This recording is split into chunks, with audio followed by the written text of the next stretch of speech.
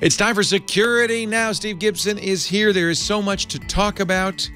A little more detail on how, kind of surprisingly, how bad that Intel AMT bug is and how poorly... In fact, this could be the show of just bad programming all around, including a missile that's got twice the hardware memory because memory leaks. Why fix them when you just double the memory? It's... Yes, I'm not kidding. It's Security Now, coming up next. Netcasts you love. From people you trust. This is Twit. Bandwidth for Security Now is provided by CacheFly at CacheFly.com. This is Security Now with Steve Gibson, episode 611. Recorded Tuesday, May 9th, 2017. Go FCC yourself. Security Now is brought to you by Cloudflare, the operating system for the edge of the internet. More than 6 million websites, apps, APIs, and SaaS companies use Cloudflare services to load fast, stay secure, and weather whatever the internet throws at them. For a free online chat session with a Cloudflare support engineer, visit cloudflare.com/twit. And by Audible. To download a free audiobook of your choice with a 30-day free trial, go to audible.com/securitynow. And by Freshbooks, the ridiculously easy-to-use cloud accounting software used by over 10 million small business owners. Try it free for 30 days at freshbooks.com/securitynow. It's time for Security Now, the show where we cover your security and privacy online. This is our guru, our sensei, our doctor of security, our Leonard Nimoy of security, Steve Gibson of the GRC, Gibson Research Corporation, and a man who's been around this block a few times. Hi, Steve. Yo, Leo, great to be with you again. So on Sunday, John Oliver, on his Last Week Tonight show, gave us a shortcut to an otherwise very difficult to find page on the FCC.gov website. The domain is that they chose is characteristic and typical of John Oliver, and and that. It's also the title of this week's podcast. Go FCC yourself. But it's a double meaning because you can actually go yourself to this FCC page now. This is a URL shortener or a redirect. Correct. Yeah, exactly. They established a redirect to help people find it. Shortly after the show aired, the site went down. Because everybody went there, as it always does when John Oliver points to your site. Yeah, exactly. So we'll wrap this up this week by talking about that, and also the EFF has a much more polite domain called dearfcc.org. So I would recommend that our listeners who care about this and are concerned about the potential loss of net neutrality pending, the comments that we discussed last week, might want to go to both gofccyourself.com and dearfcc.org and give them some short comments. The FCC site, the gofccyourself.com page, looks like, I don't know if the site is slow because it's so busy. There isn't a way to get a total number of comments. You can see over on the left there, Leo, that the 17 dash whatever that is, 108, I think, that will take you to the history of past comments. Is it open for comments now? Yes. Oh, yes. Right. And if you go to the prior page, you type that +express link, and that will take you to a short form that you use to you fill out to demonstrate that you're a U.S. citizen and you have you're going to be affected by the legislation and so forth, and then submit it. But unfortunately, you can't get a total. We can't see how many there are. I sorted by submission date backwards and saw that the comments began appearing on April 27th. And if you look at the most recent ones, they're all today. So comments have been submitted, but there isn't a way to know how many hundreds of thousands of them there are. But I think, the message is getting through. I'm filing right now. I have some comments. I got some comments for you, FCC. We naturally have a lot to talk about. We're going to talk about the updates on the Intel ATM nightmare.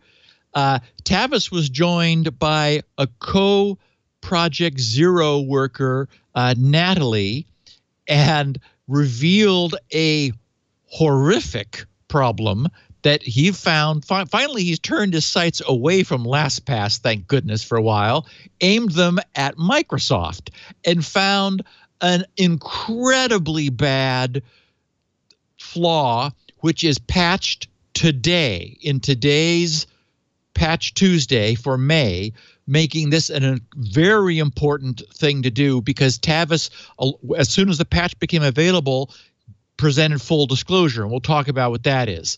And this is a classic problem of security software making your system less secure by creating a new attack surface. And what's fun, I love this, you can't even download the proof of concept because the Windows scanner crashes when it sees the proof of concept come in, because, of course, it's looking at everything that comes in, thus the problem. Anyway, we got Google's May Android patches, a bad problem with second-factor SMS authentication being breached, of course, the big Google phishing problem that they had last week, the emergence of ultrasonic device tracking that we talked about some time ago, but kind of like, really? And it ends up, yeah, really. Lots of additional privacy news, some errata, miscellany, and then we'll come back to and more formally talk about this net neutrality feedback option, and then some quick closing the loop feedback from our terrific listeners. So, yes, another jam-packed podcast. Yay! I'm so excited. And you've interrupted me, but I'm almost done with a comment to the FCC. And I will complete that. I think it's very important that everybody stand up. And I have some standing here, because if it weren't for a free and open internet, my business, my job would not exist. We've been doing this for 12 years. And because we have equal access to our audience, to you, via the internet, we can compete with big companies like Netflix, but it requires that Comcast give us equal access, that we be, at a parity with big companies, and we don't have the resources to pay for that access. We rely on a free and open internet. So I think I have something to say about this. I think it's really critical that the providers of our connectivity, the so-called last mile, the ISPs, be regulated as a common carrier. That is, a neutral carrier of content, independent of what that content is, where it originates from, and so forth. That's the way it has to be. Yeah, clearly. And somebody said, well, we don't want government regulation of the internet. It's not government regulation of the internet. It's government regulation of companies called internet service providers to preserve the internet. Exactly.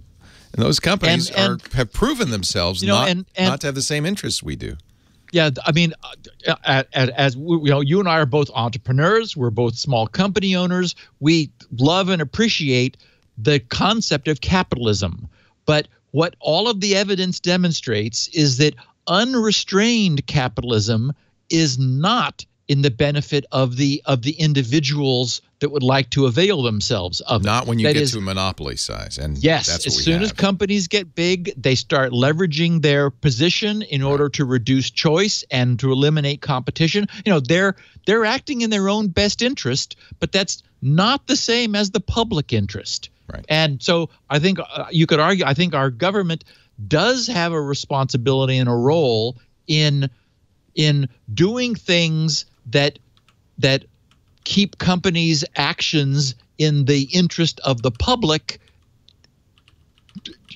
to the degree necessary. So yeah, I'm glad I've heard you make the distinction between regulating the internet versus regulating the providers of our connectivity. Those are different things. Yeah, they're the gatekeepers, and if they're not kept scrupulously fair, their gatekeeping can create an imbalance and mean that innovators like you and me don't have equal access to our customers. That only the big companies will, and that's not what we want. Right. Our show today brought to you by another company that really does a great job of making internet access free and available for all. It's called Cloudflare, and I'm very proud to have them as a sponsor of our programming. Cloudflare, they told me, and I kind of like this phrase, the operating system for the edge of the internet. 6 million websites, apps, APIs, and SaaS companies use Cloudflare. We use Cloudflare to load fast, to stay secure, and to weather whatever the internet throws at them. They're a CDN with 115-plus data centers around the world, moving your content closer to your visitors. They, of course, and I think people know about this, provide DDoS protection with a web application firewall. And what I don't know if people know that Cloudflare also has a free tier for you and me and our personal sites. And the reason they do this is because we enhance the value of their firewall system. When we have trouble, when we have problems, when we report problems, everybody benefits. Everybody gets better protection. And if you're ever hit with a DDoS attack, or if your site suddenly experiences a surge in popularity, maybe the FCC should be talking to Cloudflare. You'll pay the same amount, whether it's free, $20, $200. They have custom plans for enterprise. And that, I love this internet firewall, this web application firewall, because they have a 24/7 security team. And we know how fast Cloudflare can respond. Working for you to protect you from new vulnerabilities, deploying real-time protection. You get some benefits too, because you get HTTPS, you get IPv6. A lot of benefits just come with the product. I want you to visit cloudflare.com/twit. If you want to know more about what Cloudflare does, they're setting up a seminar with a great guy, Jameson Sundell. I love everybody at Cloudflare. We're good friends with their CTO. He's been on this show, actually, John Graham Cumming. He was the guy who got the British government to apologize to Alan Turing. He's a really, really cool, interesting guy. But Jameson, equally interesting. He is probably the best expert on Cloudflare and what it can do for you. And we're offering, just for you, this is not anybody else, nobody else can get this. This is for Twit listeners, a free live chat with Jameson Sundell, a webinar. If you want to know more, go to cloudflare.com/twit and sign up for that and find out all about it. And I know a lot of you have already taken advantage of Cloudflare's free tier for your website. It's really, what a great idea. Cloudflare, cloudflare.com/twit. We thank them so much for what they're doing to make the internet a better place and for their support of security now, so this guy can make the internet a better place.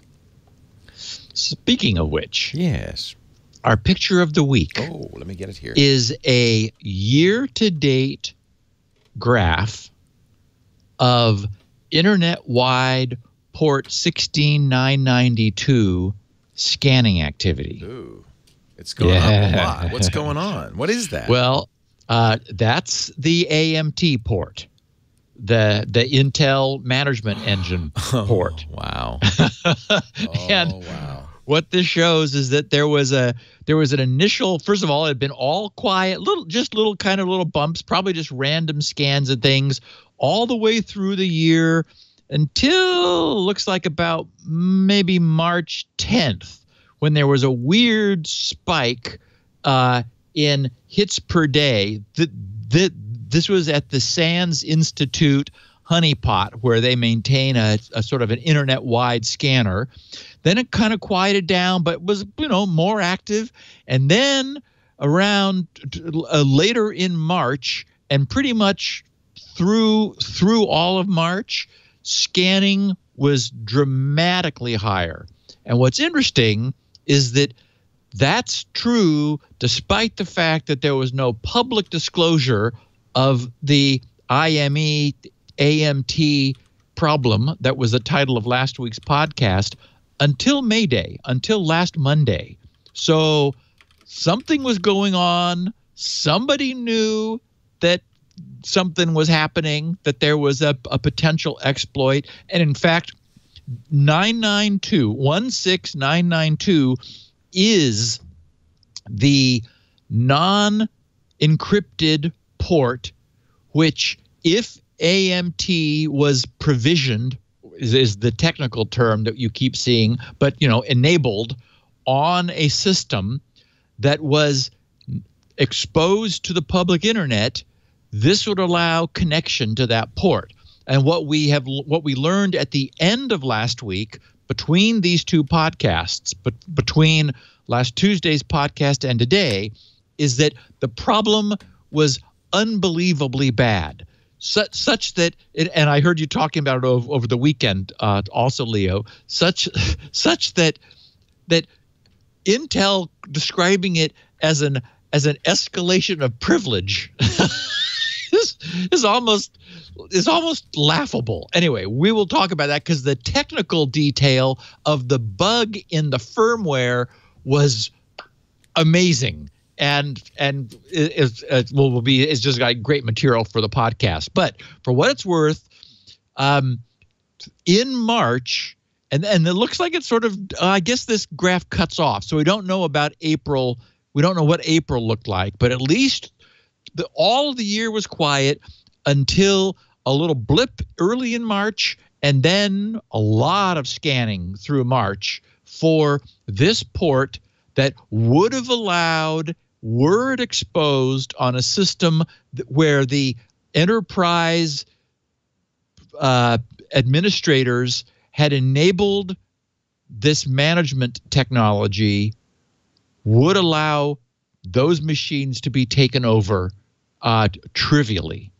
And we now have all the details that we'll be talking about in a moment. And in fact, right now, because that's the first topic. What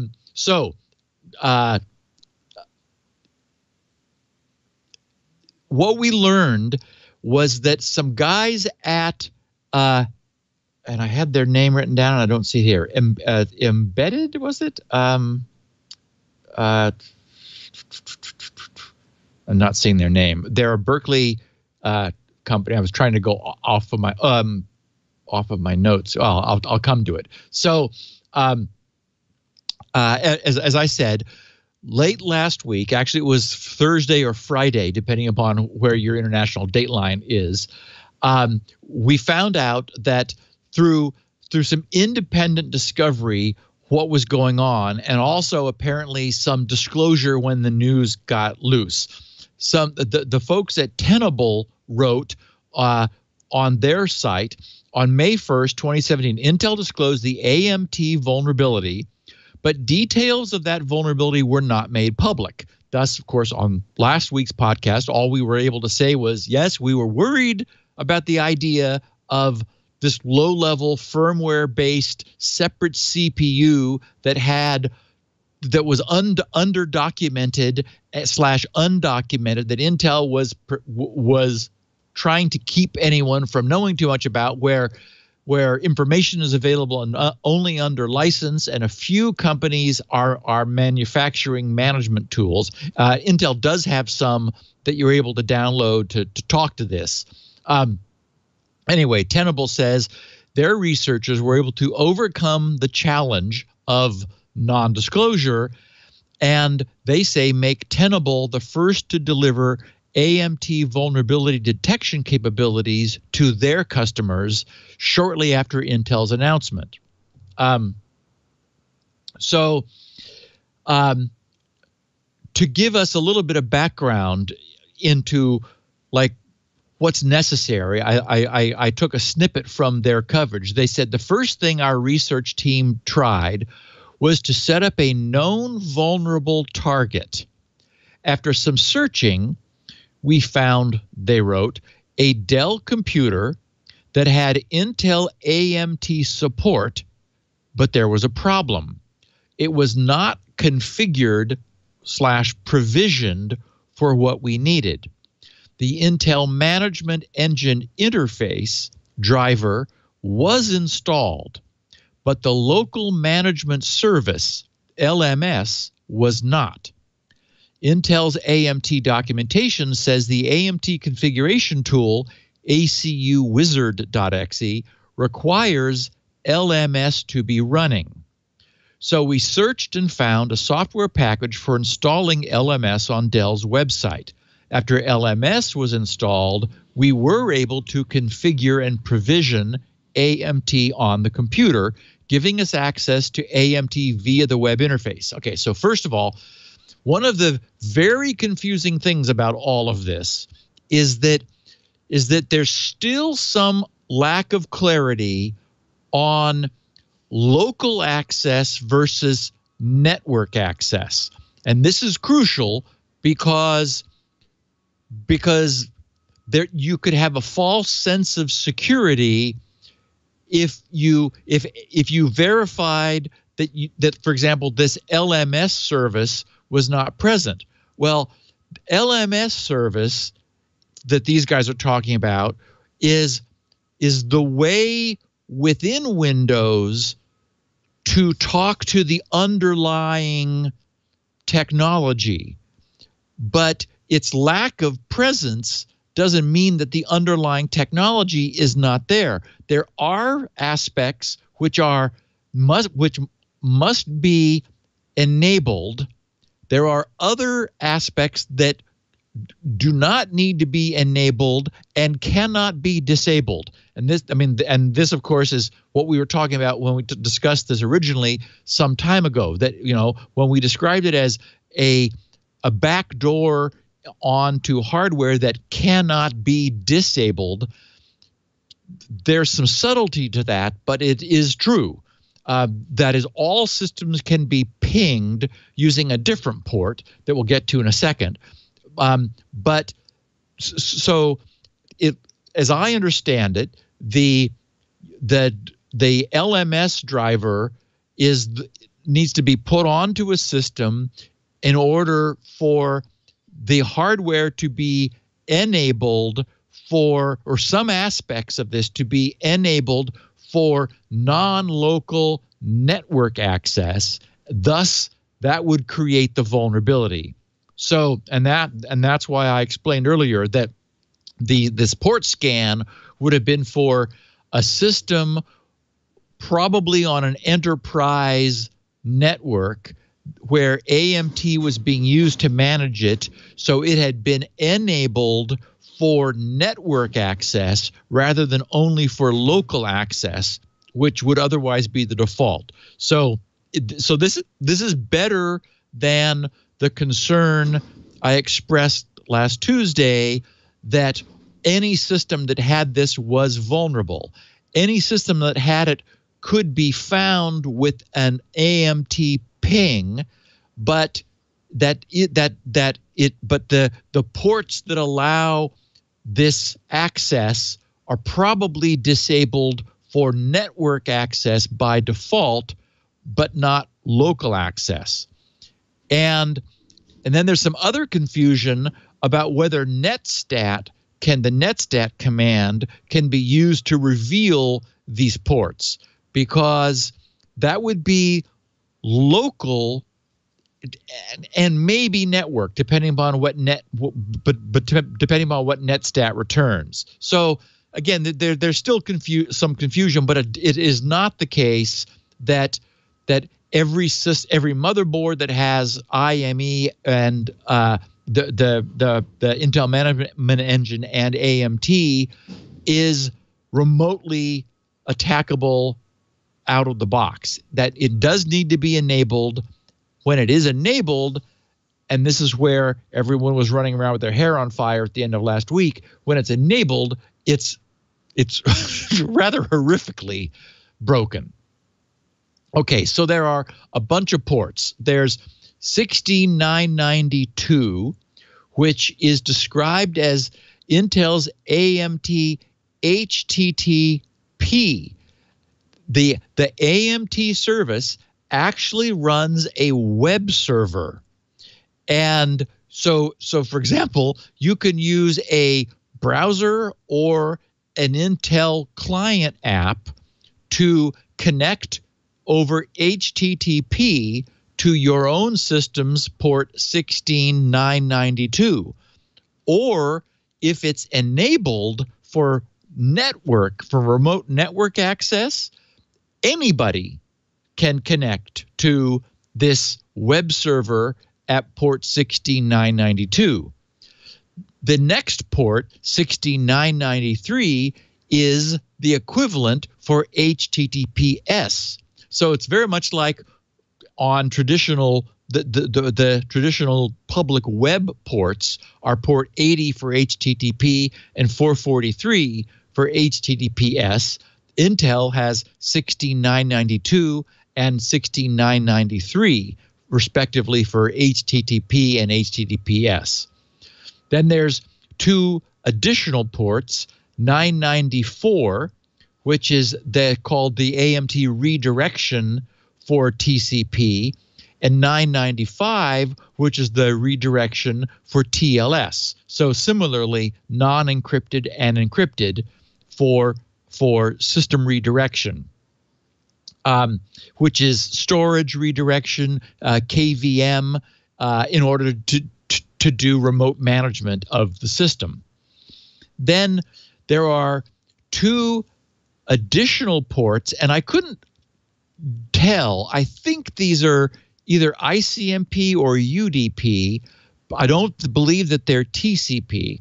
And those are lower numbered ports, 623 and 664, which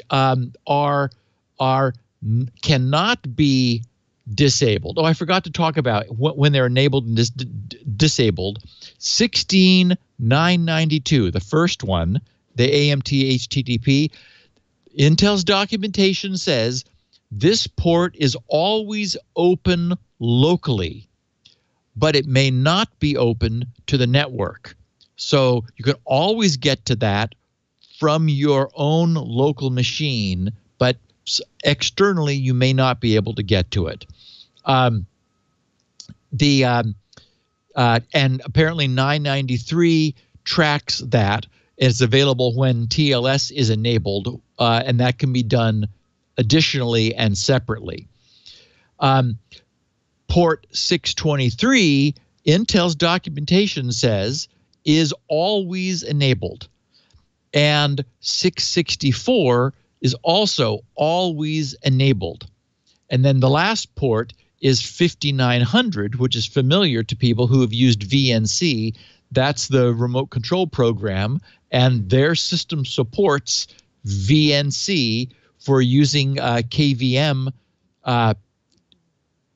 connections to the system. So there's a bunch of ports that in the worst case, machines can be pinged, and I don't know what the constraints are for remote network, but the pinging needs to be done from I forgot to mention, both the source and the destination ports must be the same, 623 and 664. That's important because those are below 1024, which is and all ports below 1024 by convention can only be accessed by system privileged applications.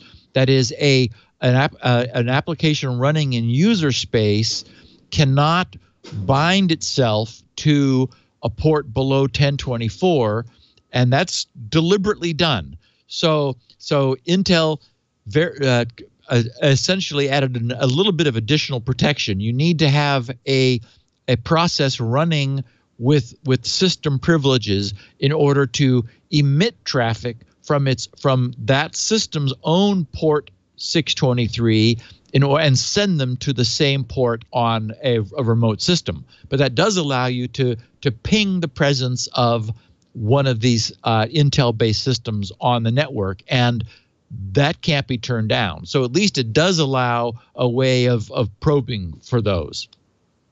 So the guys at SSH.com wrote, "This is like giving everyone with intranet access, so local intranet access, root privileges on every server whose AMT port they can communicate with. They wrote, including janitors who can plug into the internal network. This also means root access to every virtual machine, container, and database running on those servers. And they wrote people with internal firewalls and dedicated management networks are in a better position, meaning that a dedicated management network would not be part of the globally accessible internet. And if you're not using the Ethernet port that's controlled by AMT, like if you're using Wi-Fi to get on the net, you're fine too, right? Correct. It's not like sitting there waiting to scoop up all the traffic. It can only see what comes in on that NIC. Correct. And in fact, when I was having that IP address conflict, because there was ARP going on for it to obtain an IP for itself, nothing I could do was able to disable that on my server. It's finally when I moved the connection to the secondary NIC that the problem just went away. So it's only on the primary NIC. And they say it's vPro enabled Intel chips only. That's not all. Correct. Although I did see some statements here in the intervening week saying that there were some non-vPro that also had this. It's my understanding that AMT is in all the chips. It's just not enabled in the non-vPro chips. And perhaps enabling is, that's a soft term. Who knows? If the hardware's there, if the code's there, maybe they can get it to run even if it's not a vPro chip. And this also raises the specter of something getting into your system and enabling it behind your back. Right. And thus basically opening a back door. And then universal plug and play comes in and, maps the ports through. So you're no longer hiding behind your NAT router. You're able to map an incoming port through to essentially a back door that was opened by someone that briefly got into your system. So, it's sort of spooky to have this. On the other hand, you could argue that if malware is in your computer and it can use universal plug and play, it could just map a backdoor to itself. So it's not clear that that's a lot better, although turning it on would probably leave it on. So it would be probably subject to living through a reboot where malware might not be or might be found. Nothing is going to, because this exists outside of the OS, no malware scanner would find this either, because it isn't malware. It's just something that's turned on. Okay, so what happened? Oh, it's Embedi. The guys in Berkeley, California are Embedi, E-M-B-E-D-I, and they specialize in embedded system security.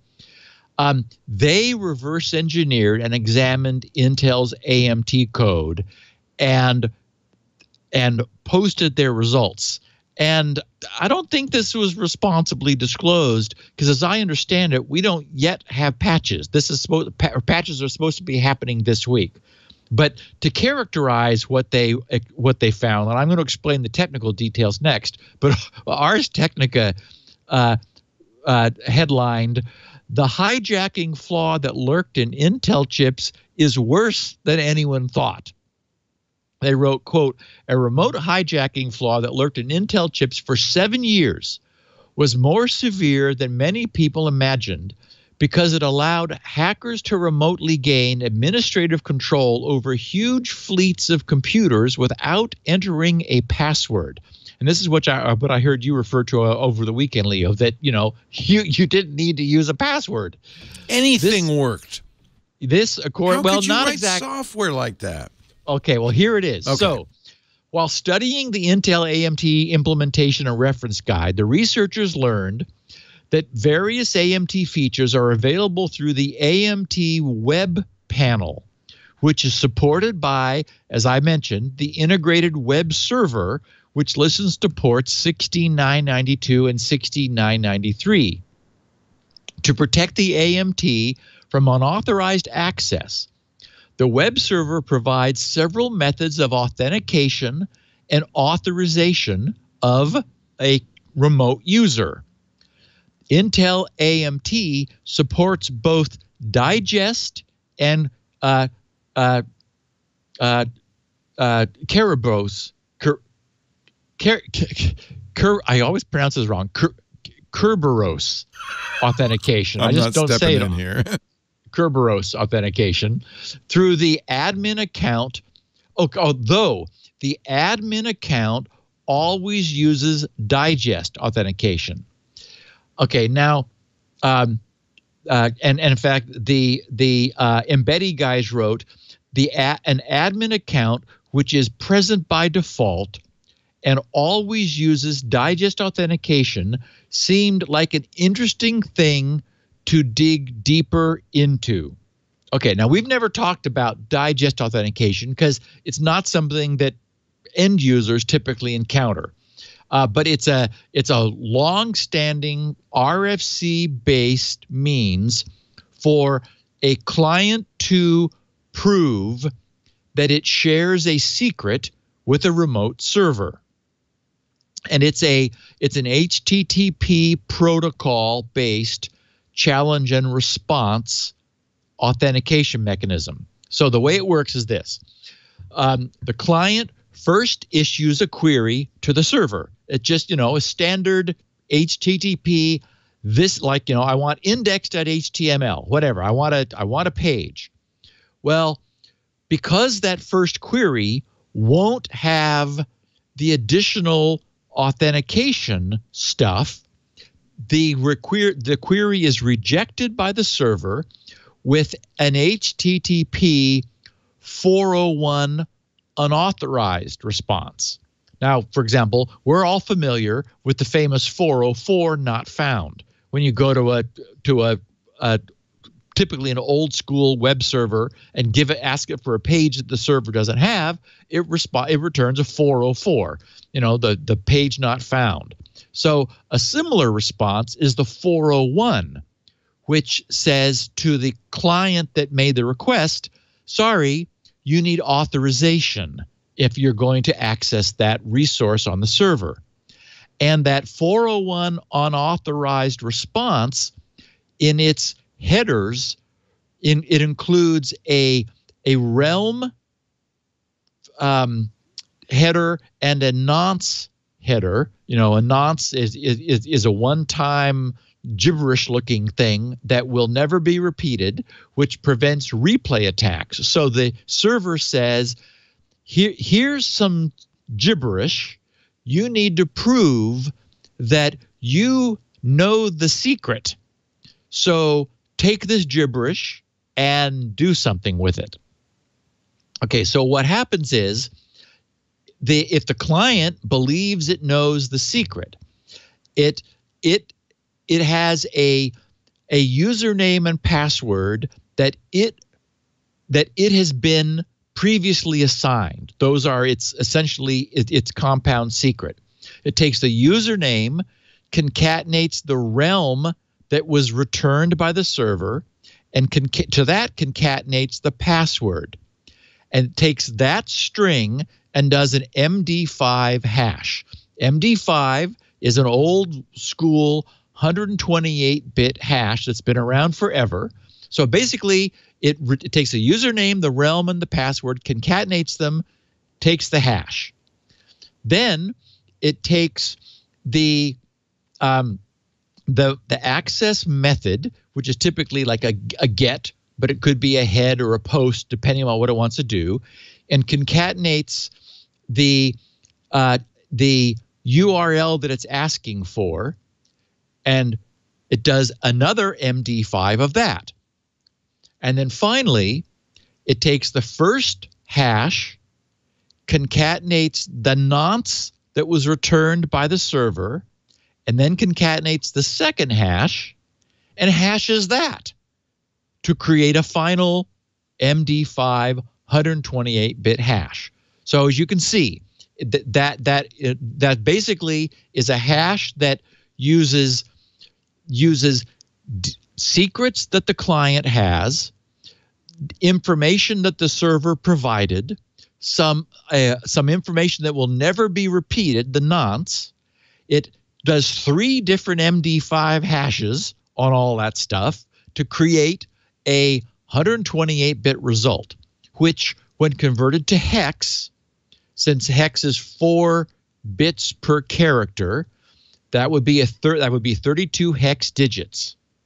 So the idea is that the client, just to sort of restate this, makes an unauthenticated query, which induces the server to respond, sorry, 401 unauthenticated, but here's some stuff which you can use to authenticate yourself.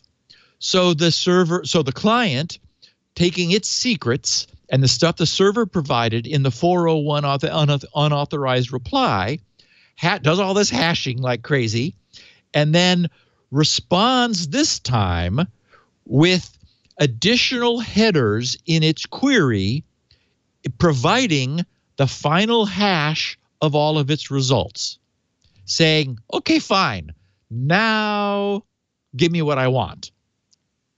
What the server, of course, does is it also knows what stuff it sent to the client.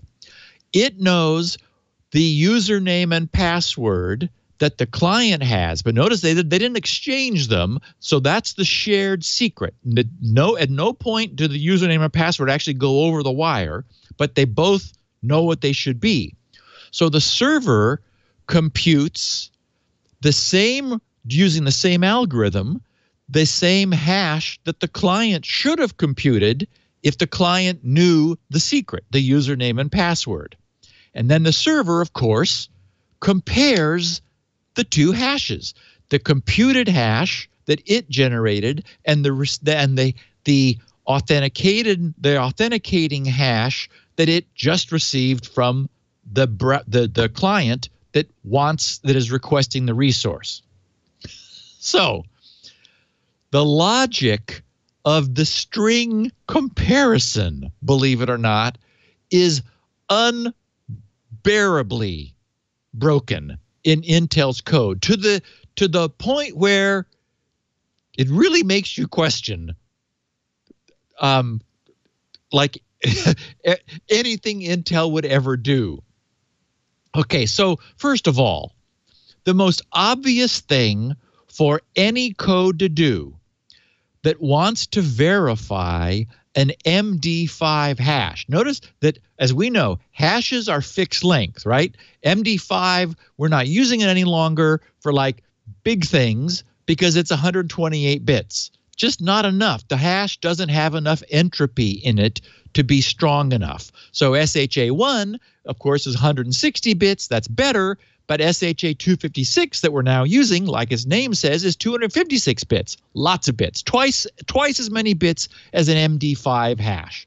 But the RFC is old, and it's based on MD5, and that's what we're using. And in this case, we're using it 3 times, and it's probably good enough for this.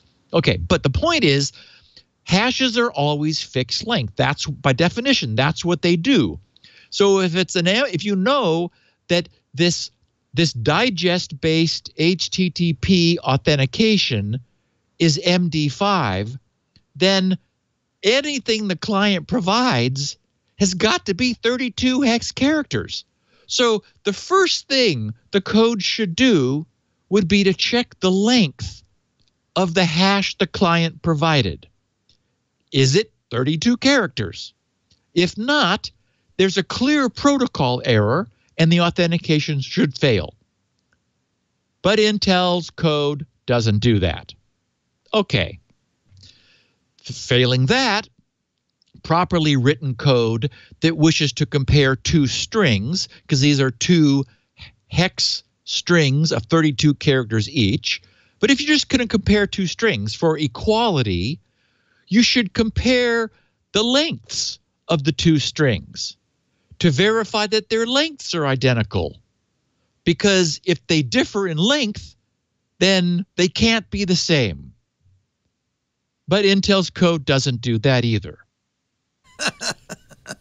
Okay, so if you're not going to verify the known length of the string, and you're not going to at least verify that the lengths of the 2 strings are the same, okay, then you at least want to compare the contents of the strings through the correct and expected length of 32 hex characters.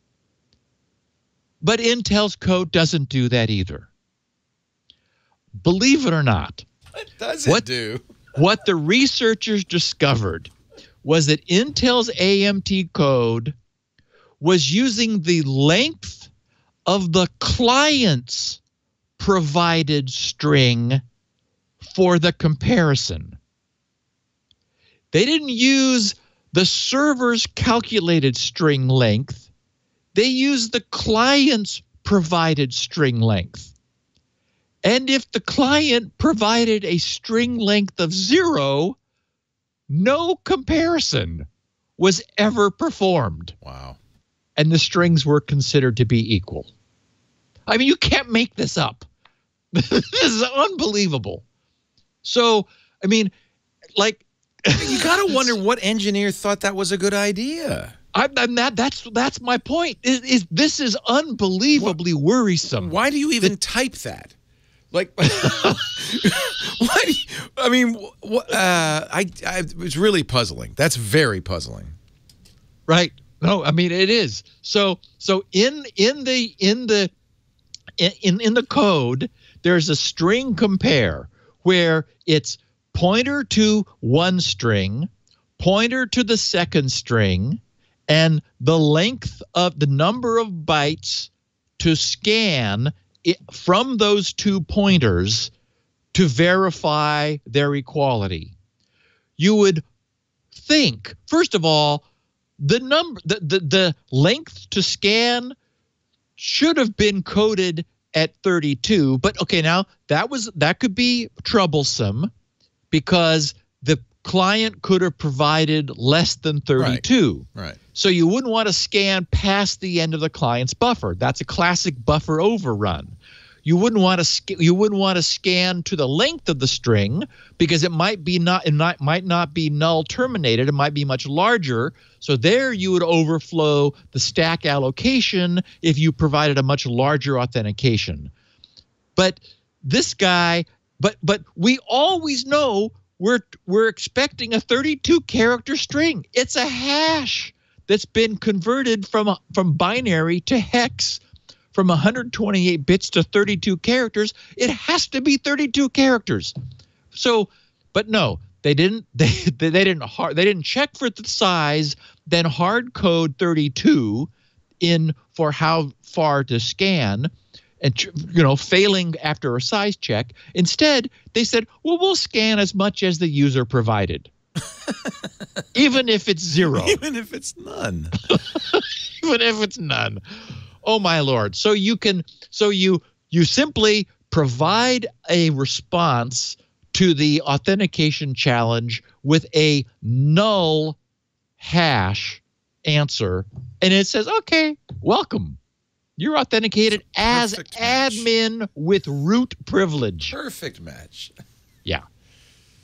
Wow. Who wouldn't want that on their motherboard? Well, that's the problem. I mean, it should be even a higher standard for stuff that's going to be on a chip. Oh, I mean, Lord, is this? It's not in non-volatile. How is it stored on here? Is it hard? Well, it's all in firmware, and so Intel is massively rushing out patches. Good. So the firmware can be rewritten and replaced with something that works. Okay. After 8 years. Yeah. Well, you have to find it first. But you'd think they'd have had a code audit. I mean, that's the kind of thing code audits look for. And this is the problem. Here again, I mean, we know that just being open source doesn't by itself automatically mean that the software is secure. But it at least it provides an opportunity for an audit to be performed. And for example, that's how some problems in TrueCrypt were found. Was when the good news is nothing horrible was found, but some things that could have been cleaned up and made better were then made better. So, but in something like this where it's like, no, we're not letting you look. You just have to trust us. It's like, okay. Amazing. Speaking of which, okay, I need a coffee break. Okay. I just got my coffee, so I'll spell you. You always put your coffee on your face before putting coffee on the face of the person next to you or something. So I've done that. I'm ready. I'm feeling good, and I can talk about one of my favorite sponsors, Audible. I love Audible books. We had Daniel Suarez in yesterday on triangulation. He's, of course, the author of so many books that we love so much, like Demon and Freedom TM. He's just great. His newest just came out. It's called Change Agent. It's his first. He pointed this out, and I hadn't realized this. It's the first book he's written that takes place in the future, which is kind of weird. It's 2048 or 2045, and he is such a master of technology, you know, former programmer and so forth, that he's just got it. He's got it right. And of course, I mention this because the best way to read Suarez's books is to listen to them. And Change Agent is, of course, available now. The great Jeff Gerner. I have to play a little of Jeff. He came in the last time Daniel was in studio. Jeff came with him and read a little bit. He's one of the best narrators or Audible. Let's listen. Manual driving was prohibited on the expressways. Humans could not keep pace. That was something his father well knew.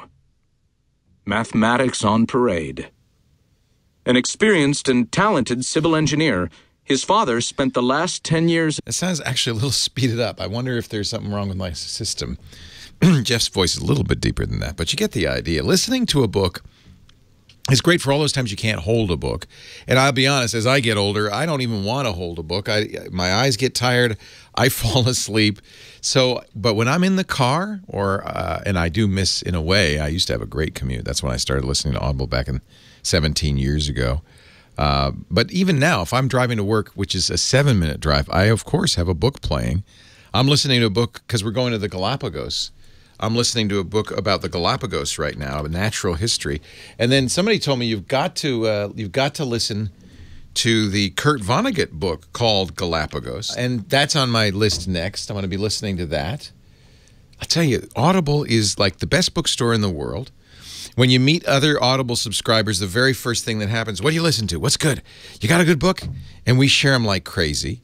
That's one of the reasons the Audible ads on Twitter are always so long. It's because everybody wants to talk about, oh, you got to listen to this. It's just fabulous. Oh my. Robert Caro, who is LBJ's biographer. Oh, no, this is not the next volume. I thought it might be. But it looks like he's got a short little Audible Studios original, just an hour and 42 minutes, about power. Now, let me tell you, the guy who wrote the biography, the definitive biography of Lyndon Johnson, knows about power. Are you watching American Gods? Oh, man, that is such a good show, based on the Neil Gaiman book, American Gods, which is even better than the show. They did a full cast 10th anniversary production of it a few years ago. In fact, stop watching the show. I'm not kidding. And listen to the book. They took her to the cemetery in a big old Cadillac. They took her to the cemetery, but they did not bring her back. Old song. I have taken the liberty, said Mr. Wednesday, washing his hands in the men's room of Jack's Crocodile Bar, of ordering food for myself to be delivered to your table. Oh, man, I want to listen to it again. Oh, I love this book. Anyway, okay, enough. If you're not an Audible subscriber, if you haven't listened to an audiobook, you might, as I did, I guess, 17 years ago, have some trepidation. Can I listen to a book? Will I lose track of it? What's it going to be like? And they understand that. That's why they've arranged a really great 30-day free trial. If you go to audible.com/securitynow, you just pick a book. I think American Gods would be a very good choice. But then I also think Daniel Suarez, Change Agent, would be a very good choice. In fact, I could give you 1,000 very good choices. So why don't you go there, browse around, pick the book you want. You've got 30 days free, so you're going to get a book. You also get the daily digest of the New York Times or the Wall Street Journal. That's part of your subscription. If you don't like it, if it's not right for you, no harm, no foul. Just cancel in the first 30 days. You pay nothing. The book you keep. The book is always yours. There's so many other great features to Audible. You can listen to it on your phone, on your desktop. You can listen to it in a browser, so you can listen on Chrome. I'm listening on Linux here. So you can listen anywhere you are. They've got so many great books. Please just go to audible.com audible.com/security now. The offer for a free 30-day trial is good in the U.S. and Canada only, but even if you're not in the U.S. and Canada, just go. There's trials for your country, I'm sure. Audible.com/security now. I promise you, this is going to transform your commute, transform your housework, walking the dog. I don't go to the gym without Audible. The treadmill is so boring, but no, Audible makes it fun. Audible.com/security now. All right, enough. I'll stop talking. Steve's had time to caffeinate.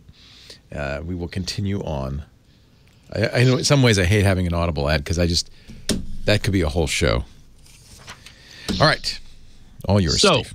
I think that a researcher by the name of Natalie Silvanovich was the first to discover this. From Tavis's tweet, it looked like she brought this to his attention, probably brought him in order to do some of the really deep stuff that we know Tavis does, whether he's showering or not. Tavis posted to the Chromium Project Zero blog, where he posts his things, MSMPENG, which is the Microsoft's malware protection engine, remotely exploitable type confusion in Windows 8, 8.1, 10, Windows Server, SCEP, Microsoft Security Essentials, and more. Meaning, okay, this is the core, and that doesn't mean that Windows 7 is not vulnerable, because that's Microsoft Security Essentials is there. This is the common code that Microsoft uses throughout their products for malware scanning. And I'll just share what Tavis wrote because it's succinct and perfect. He wrote, MSMPENG is the malware protection service that is enabled by default on Windows 8, 8.1, 10, Windows Server 2012, and so on. Additionally, Microsoft Security Essentials, System Center Endpoint Protection, that was the SCEP that I talked about before, and various other Microsoft security products share the same core engine. MSMPENG runs as NT Authority System without sandboxing, meaning it's the kernel, it's the root, and is remotely accessible without authentication via various Windows services, including Exchange, IIS, and so on. Now wait a minute. Is remotely accessible. What he means by that is because it is listening to everything that's happening in the system to protect it, that it is an exploit surface. It is exactly like we've been talking about other third-party antivirus products reducing the security of the system by introducing their own flaws, because they're trying to they are essentially a man in the middle. If they're not perfect, then they create new problems that weren't there before. And that is exactly what's happened with this core component that is ubiquitously present in all Microsoft platforms. He writes, on workstations, attackers can access MP Engine by sending emails to users. Reading the email or opening attachments is not necessary. Again, because when your email client stores the email after receiving it on your system, it gets scanned by the MP Engine. Visiting links in a web browser, instant messaging, and so on, all represent vulnerabilities.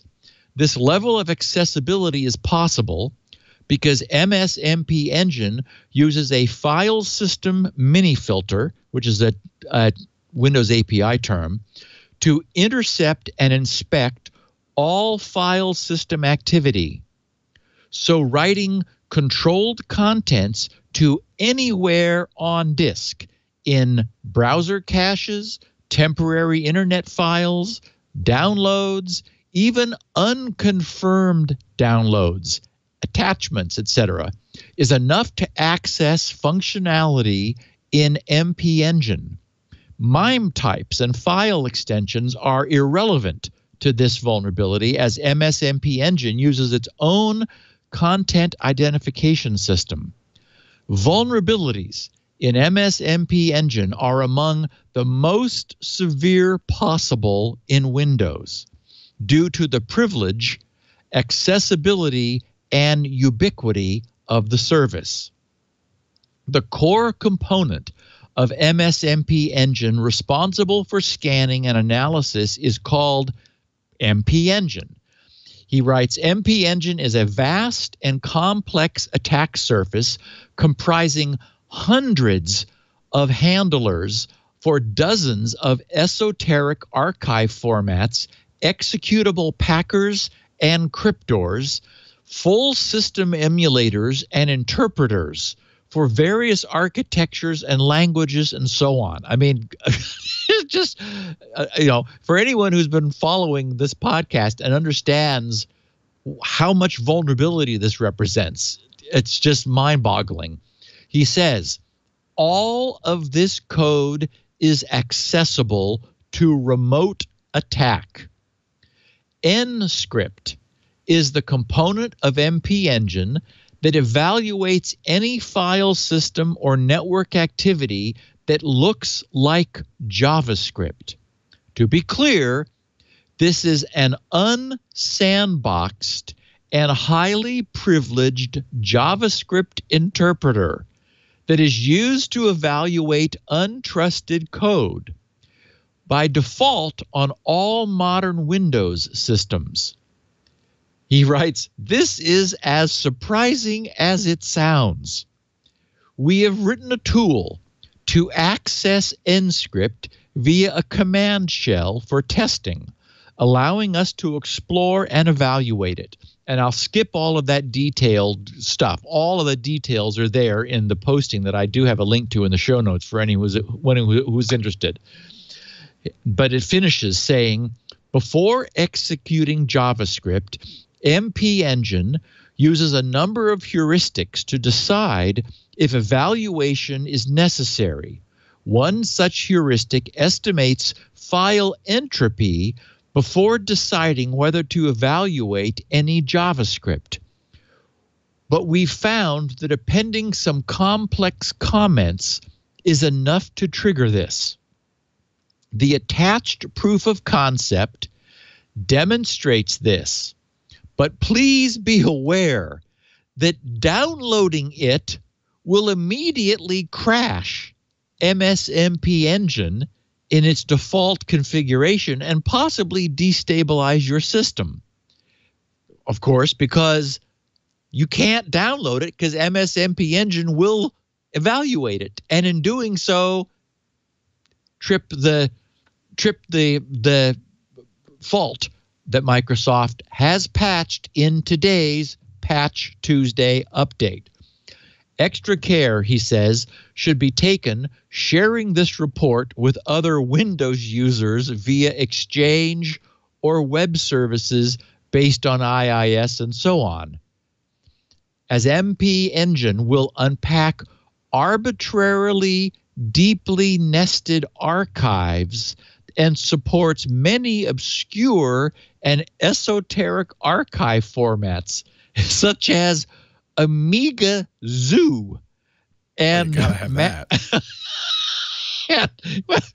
and Magic ISO UIF format. He says there's no practical way to identify an exploit at the network level, and administrators should patch as soon as practically possible. He says we have verified that on Windows 10, adding a blanket exception for C:\/ is enough to prevent automatic scanning of file system activity. And he says you can still initiate manual scans, but it seems prudent to do so only on trusted files. On the other hand, adding a blanket exception to C:\/ basically disables the whole system. Now, Microsoft has an advisory, 4022344. What I did this morning was I looked at the version of the Microsoft Malware Protection Engine before installing today's patches. You can anyone, and for example, on my Windows 7 machines, I opened Microsoft Security Essentials over, and so bring up the dialog. In the upper right is a little help with a triangular drop-down menu. Drop the menu down, choose About. That pops up a dialog, and you'll see a number of version things there. Before I installed the updates, it said engine version was 1.1.13701.0. It was vulnerable. I installed the Patch Tuesday updates, looked again, and it was now 1.1.13704.0. So you want 704. And in Microsoft's advisory, they say for affected software, which is to say everything, verify that the Microsoft Malware Protection Engine version is 1.1.13704.0 or later. So this is bad. I mean, this is like unbelievably bad, because essentially it means that anything that allows it, like any means by which a Windows system will write something that it receives to disk, even if it's in a cache, if it's email, if it's like anything that comes in essentially has an opportunity to trigger this. It's now known. There's no doubt that the bad guys are going to be attacking it. And for everyone listening to this podcast who is in the process right now of installing their Patch Tuesday patches, you're going to be okay. But we know that there's a long tail on patch installs and updates, and this is bad. It is, as far as we know, it hasn't not yet been weaponized, but that seems like just a matter of time. So, I wish there was a great. I don't know why it was that Tavis. Well, Tavis does disclose Project Zero things. As soon as they are fixed and the patches are made available, it would be nice if there had been a few months of time for them to actually get installed, because this seems really bad, given that it can be leveraged. In the worst case, it's a denial of service, meaning that it will crash the recipient's computer. But as we know, that's where these things begin, and they quickly get taken, then get turned into remote code execution exploits.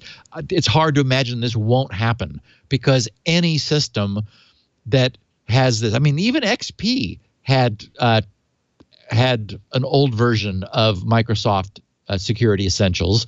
This is widespread. So I don't know when this got introduced. So it may not be that really old ones had this. I didn't see if the earlier versions were not affected, but this is always in Windows, always on, always protecting people, but only if it does a perfect job. And this looks like there's a good chance that it might not. So Natalie, props, and Tavis, thank you for the complete teardown of this. Yikes. And speaking of Patch Tuesday, I'll just say that across all of the platforms, more than 20 vulnerabilities were fixed in every platform. They varied a little bit, the exact number from platform to platform, but in every case, 4 were rated as critical, and this was one of those. So definitely, this is one you don't want to delay on fixing. Really, immediately, you want to get yourself updated. Meanwhile, Google on the 5th released their May updates, which they documented on the 1st. They fixed 17 critical vulnerabilities, 6 of which affected the Android media server components. That's, we've talked about stage fright in the past, and that it's been a real source of problems for Google and Android, which can be used to execute malicious code remotely.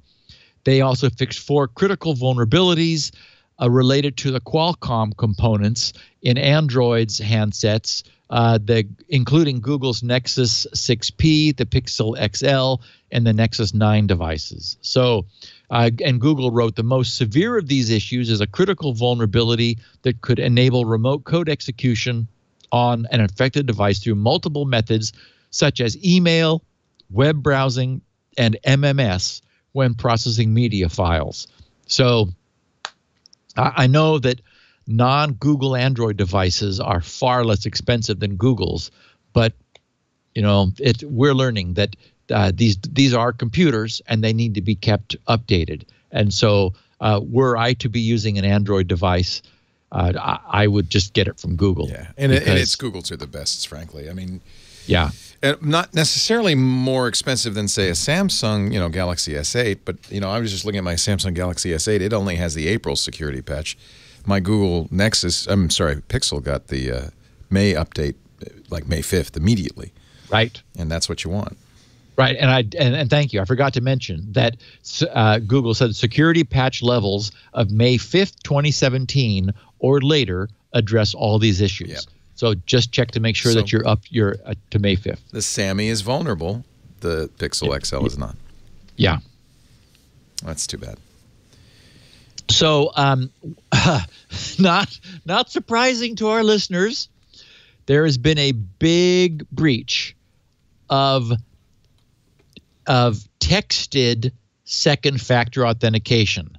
And everyone will remember when I was setting up my Hover account that when I was offered a choice of time-based one-time passwords, TOTP, versus texting, I didn't hesitate.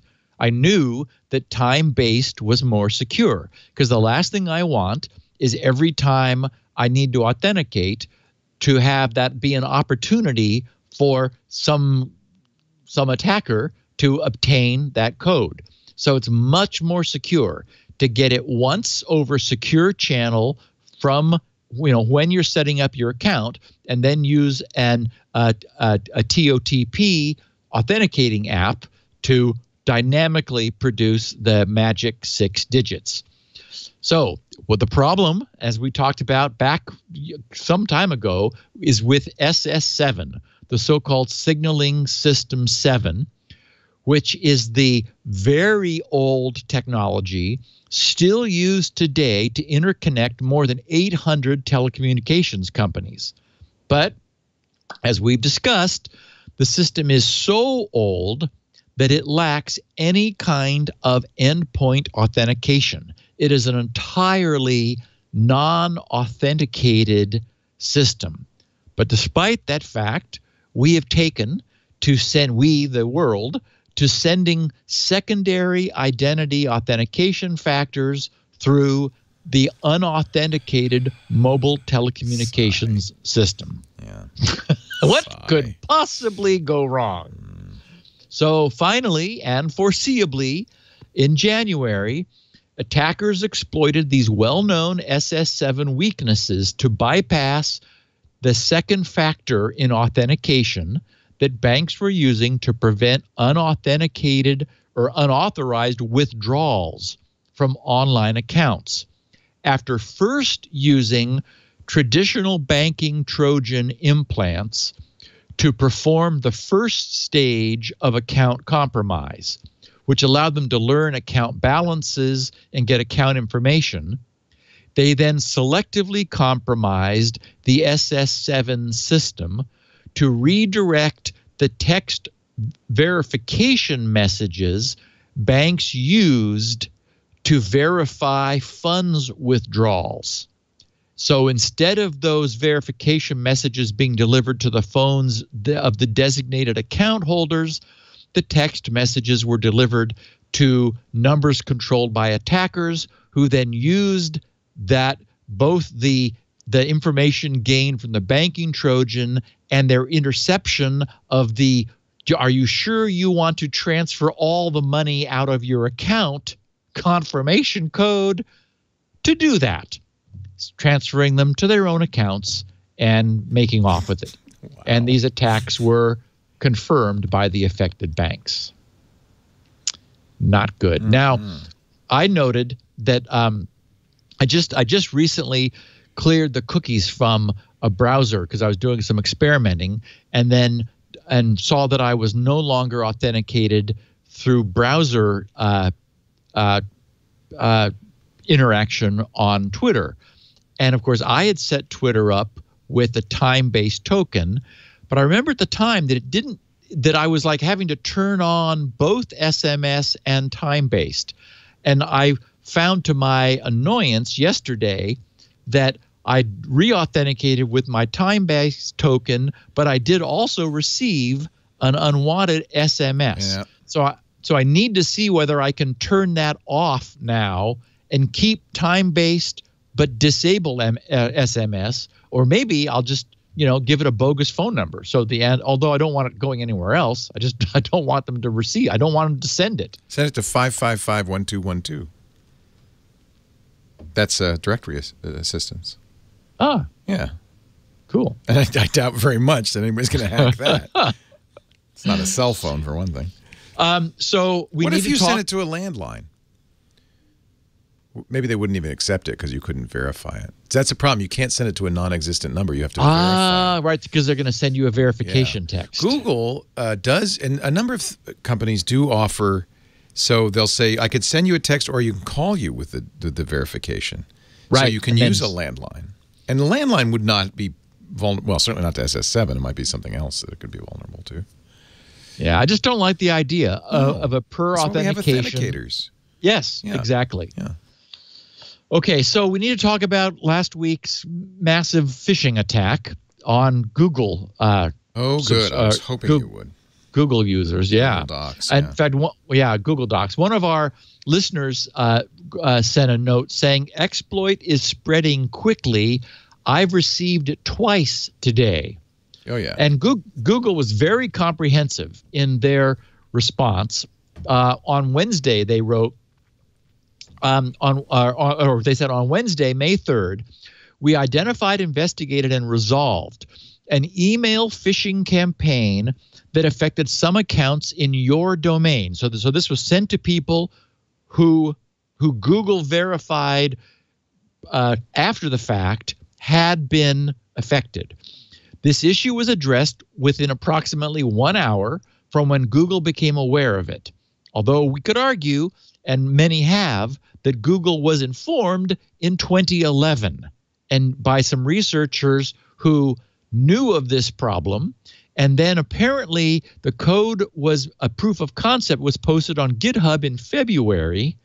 And it's believed that in fact the GitHub based proof of concept may have been used by the attackers to help them create this attack. So one has to question whether Google couldn't have fixed this beforehand. Anyway, they said to assist you in understanding what happened and better educating your users on email security, we're sharing details on how the campaign worked and how we addressed it. We're also providing a CSV file identifying the users on your domain who were affected. So, they said, the affected users received an email that appeared to be from a contact like one of their contacts offering to share a Google Doc. Clicking the link in the attacker's email directed the user to the attacker's application, which falsely claimed to be Google Docs and asked for access to the user's account. If the user authorized the application, it accessed the user's contacts for the purpose of sending the same message to those contacts. So it was a classic mail worm, essentially. This access only retrieved contacts and sent the message onward. Customer data, such as the contents of emails and documents, were not exposed. Upon detecting this issue, we immediately, writes Google, responded with a combination of automatic and manual actions, including removing the fake pages and applications and pushing updates through safe browsing, Gmail, and other anti-abuse systems. Then they wrote, we have taken the following steps to protect your users. Disabling the offending Google accounts that generated the phishing link, revoked any access that the affected users authorized to the attacker, disabled the malicious projects and apps that sought access. In addition, Google is taking multiple actions to combat this type of attack in the future, such as updating our policies and enforcement on OAuth applications, updating our email filters to help prevent campaigns like this one, and augmenting the monitoring of suspiciously behaving third-party apps that request consent from our users. Finally, as a general precautionary measure, you may choose to take the following actions actions regularly for your users. Review and verify current OAuth API access by third parties. Run OAuth token audit log reports to catch future inadvertent scope grants, and set up automated email alerts in the admin console using the custom alerts feature, or script it with the Records API. We thank you for your continued business and support. If you have any questions, please let us know by contacting Google support and referencing the issue number. I hope that's not a count. 379-50384. Sincerely, the G Suite team. So, this is a problem that we have, and our listeners will remember that I have recently kind of gotten down on OAuth. OAuth I described, and I still do, as a really bad web kludge. I mean, it's full of problems. It's had security flaws, but the underlying problem is that it is so prone to phishing. It is, you go to a site that says log on with Google, log on with Facebook. And once upon a time, this was a rarity. Now it's becoming increasingly common and is really subject to abuse. In fact, a couple of weeks ago, someone in the Squirrel News group commented that some of Squirrel's mitigations against phishing could be ignored, arguably, because users are being trained as a consequence of this log on with something else to assume that what's happening with Squirrel is correct. And so this is something that had changed the prevalence of OAuth in the years since I proposed Squirrel and came up with this mitigation against the spoofing problem that had always been present. And because this has always been a worry for me, our listeners who've been following along may remember that summer before last, I completely halted work on the project in order to focus on the phishing problem, and ended up coming up with a solution, an absolutely bulletproof solution for same device login. That is where you've got Squirrel running on your Windows machine, for example, or a Linux or a Mac machine using Wine, and you just click on the Squirrel QR code to log in. The idea is that by allowing the browser and the Squirrel client to communicate, there is absolutely no way for a network-based attacker to spoof, because the remote server that you're logging into returns the authentication secret to the Squirrel client, which then uses its local communication with the browser to give it to the browser, which the browser then uses to log you on, thus cutting any attacker out. It makes it absolutely spoof-proof. But around that time, Windows 10 was in the process of getting ready to happen. And there was the threat that Microsoft in Windows 10 was going to cut off access for their Edge browser to the so-called localhost IP, which has always been present, 127.0.0.1. Localhost is used for all kinds of things, but Microsoft decided, we just think it would be better if we didn't allow Edge browser to access localhost. So they announced they were going to shut that down. Well, that's the way the browser could communicate with a Squirrel client without needing an extension in the browser to do so. It made it just like automatic and transparent, and it would work perfectly. But we couldn't have Squirrel depend upon a feature that Microsoft was about to kill in Windows 10. So I left we call it CPS, client provided session, meaning that the Squirrel client provides the authorized session to the browser and solves this problem. I mean, better than anything else ever done. Completely solves it. So I left that in, thinking that, okay, well, at least browser extensions for Squirrel, when they're created, could take advantage of it to also solve the problem. 2 weeks ago, I said, wait a minute, we need to revisit this. What finally ended up happening? Well, it turns out Microsoft was unable to follow through with their threat. There was such a backlash from the user and developer, especially the developer community, that they were not going to be able to use localhost. I mean, it's like, all these Windows machines have IIS server built into them. You can create websites and check your JavaScript, and it's so useful to be able to access servers running in your own machine with your own browsers. Everyone who's a developer does that. And Microsoft was saying no. Well, they were unable to follow through.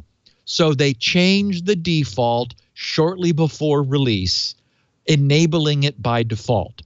If you go in Edge, if you go about:config, I think that's that, or maybe it's about:settings, it'll bring up a page, and the second option there is to turn off access to localhost, but it is on by default. So by default, everyone will be able to do this, and it's coming back into Squirrel by default. So we will have what, as I wanted a year and a half ago, bulletproof spoof protection in Squirrel, and things like man-in-the-middle attacks and website spoofing and so forth, but cannot affect Squirrel. So I hadn't talked about Squirrel recently. I was in the process of working on the installer and remover code as we get this thing ready to be finished. But this brought me to a stop about a week ago when someone said, users are not going to know that if they're logging into Joe's blog and this thing says Amazon, that they're not like using their Amazon identity to log into Joe, because that's what users are accustomed to now. And he was right in saying that. So we got full spoofing protection back for same device login, and I'm really glad for it. And time for our final break, Leo. Good thinking. It's not really security related, although it's a name that comes up on the show a lot. The director of the FBI, James Comey, has just been fired. Oh. Guess no kidding. His service to the Trump administration is complete. Wow. That's interesting. Yeah. I'll let you go check it out while I mention our sponsor, Freshbooks. I'm about to talk about him. That's why I'm stunned. Oh. Is that he's in the show notes coming up. Is he really? Oh. Yes. Okay. It was kind of funny to see former DCI Clapper testify before Congress the other day, wasn't that? Scratching his head. Here's the guy you really want to trust with your intelligence. Nobody is collecting your data. Nobody. No. Our show today brought to you by Freshbooks. If you are in business for yourself, I know a lot of you are, then you know about invoices.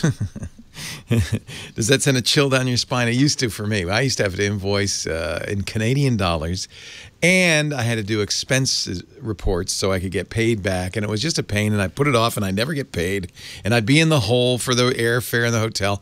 It was just a pain. Fortunately, I happen to be going to Canada every month, and my partner up there, Amber MacArthur, happened to know about a little Toronto company just starting up called Freshbooks. This was 2004. Here we are, fast forward a decade later, more than a decade, more than 10 million small business owners like me are using Freshbooks, not just for invoices, but for their accounting. Now, I don't know how tax time was for you this year, but how about making a resolution that next year it's going to be a breeze, and that's what Freshbooks can help you do. Skip the shoebox, track your expenses with Freshbooks, whether it's the app, the website.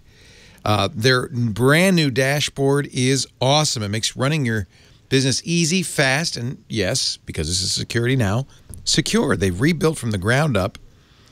Quick access to spending, outstanding balances, total profit. Total profit, something a lot of small businesses don't know till the end of the year. You'll know every minute of the day. Plus, when it comes time to do taxes, reports your accountant and bookkeeper will want, like sales tax summary, profit and loss. It'll generate those. But the best thing is you're going to get paid faster.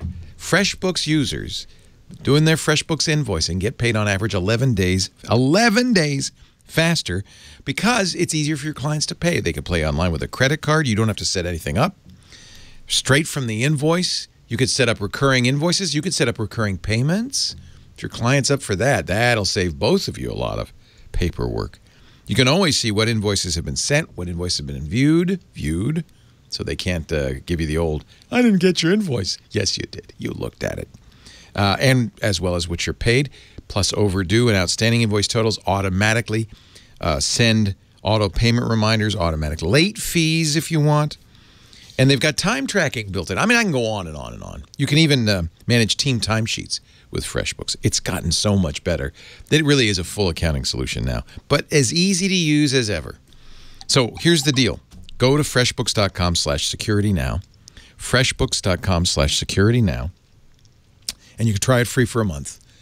Freshbooks.com/security now. If you put security now in the how did you hear about it section, we would be grateful. Steve will be grateful. They'll know about it. Freshbooks.com/security. Now, we are very grateful to them. I am personally grateful to them for saving my keister those many years ago. Let them do the same for you. Freshbooks.com/security. Now, Steve Gibson, I can tell he's perusing the news feeds. See what's happening. Yeah. So anyway, as you said, James Comey, director of the FBI, just got fired. So he, of course, was in the process of investigating the Trump campaign ties to Russia. Sure, it had nothing to do with that. Nothing to do with that. Yeah. Yes. Trump apparently said, while I greatly appreciate you informing me on 3 separate occasions that I am not under investigation, I nevertheless concur with the judgment of the Department of Justice. Of course, that's, Jeff Sessions, that you are not able to effectively lead the Bureau, Mr. Trump said in a letter dated Tuesday to Mr. Comey. It is essential that we find new leadership for the FBI that restores public trust and confidence in its vital law enforcement mission, Mr. Trump wrote. Wow. Yeah. I did want to mention, just for people who are interested in the reach of Google, somebody tweeted me, and I'm glad for it. I forgot about this. I think we talked about it once. myactivity.google.com, which is a somewhat sobering, but I would argue open kimono look at what Google has. At least they tell you what they know. Yeah, they do. As opposed to other people who may not. Yeah, so at myactivity.google.com, And I mean, it's, again, you're scrolling through like all of your past searches. It's like, yeah, you really are watching. So yeah, just again, it's nice to see. I think you're able to delete things from there also. Yeah, you are. And they, to their credit, I mean, they collect everything, but they at least tell you what they collect, and they, in most cases, give you the opportunity to turn it off. Yeah. So a paper which was presented last week at the second annual IEEE European Symposium on Security and Privacy, which occurred in France, in Paris, was titled "The Emergence of Ultrasonic Cross-Device Tracking." Oh, I'm sorry. No, that was my title. Privacy Threats Through Ultrasonic Side Channels on Mobile Devices. And I've been meaning to mention to you, Leo, we know that this is actually can be done because that's how that cool little EKG monitor that you like operates. That little black strip with the two silver pads.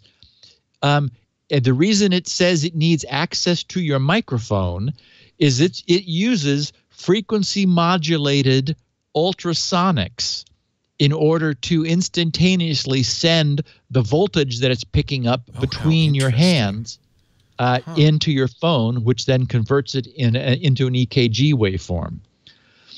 So anyway, what's a little worrisome, we talked about silver push before. That's this idea of applications surreptitiously listening for high frequency, essentially dog whistles that are being used to convey information. 4 German security researchers analyzed a large repository of Android apps. In the abstract to their paper, they wrote, "Device tracking is a serious threat to the privacy of users as it enables spying on their habits and activities. A recent practice embeds ultrasonic beacons in audio and tracks them using the microphone of mobile devices. This side channel allows an adversary to identify a user's current location, spy on their TV viewing habits, or link together their different mobile devices. In this paper, we explore the capabilities and current prevalence and technical limitations of this new tracking technique based on 3 commercial tracking solutions." So these are being commercially offered as SDKs to people for this purpose. "To this end," they write, "we developed detection approaches for ultrasonic beacons and Android applications capable of processing these. Our findings confirm our privacy concerns. We spot," get a load of this, "ultrasonic beacons in various web media content and detect signals in 4 of 35 stores in 2 European cities that are used for location tracking. While we do not find ultrasonic beacons in TV streams from 7 countries, we spotted 234 Android applications that are constantly listening for ultrasonic beacons in the background without their users' knowledge." And it turns out these are not all obscure applications. McDonald's and Krispy Kreme are among the applications that are using this technology. So with the headline, "Hundreds of privacy-invading apps are using ultrasonic sounds to track you," ZDNet summarized it saying, "A new privacy-busting technique that tracks consumers through the use of ultrasonic tones may have once sounded like the stuff of science fiction novels, but today it's reality. These near-silent tones cannot be picked up by the human ear, but there are apps in your phone that are always listening for them. I would say there may be apps in your phone. This technology is called ultrasonic cross-device tracking, and it works by emitting high-frequency tones in advertisements and billboards, web pages, and across brick-and-mortar retail outlets or sports stadiums.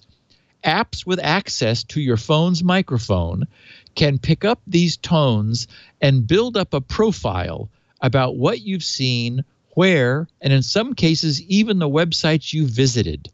The technology is still in its infancy, but it's growing in popularity. And then in quoting this research, they said in the past year, researchers found 234 Android apps that include the ability to listen for ultrasonic tones without the user's knowledge. And these are not all obscure apps, since numbered among them are McDonald's and Krispy Kreme. None of the 234 Android applications disclose their tracking capabilities in their privacy policies. Anyway, a Google representative said that the privacy policies enforced on all apps available in the Play market require developers to, quote, comprehensively disclose how an app collects, uses, and shares user data, including the types of parties with whom it's shared, unquote. The representative, that is Google's representative, didn't respond, Ars writes, to a follow-up question asking why none of the 5 apps cited in the research findings disclosed the silver push functions. At the time this post went live, writes Ars, all 5 apps remained available in the Google Play Store. So I don't know what this means. It would be nice, for example, if it were possible to audit all of the installed apps for their access to the microphone, so you could just, after the fact, look to see what apps had acquired permission if you had given it to them at install time. The other thing that's annoying is, typically apps, or they may not, allow you to selectively disable the features that they're asking for. I don't know how granular apps are under Android, but it would be nice if it's pretty granular. But I don't, yeah, that's interesting. I'll have to look and see. I mean, you can, but they may break the app. I mean, well, but apps that don't have a reason to listen are yeah. I mean, you could argue, you say, no, I don't want you using my microphone. Yeah. Yeah, I'll look.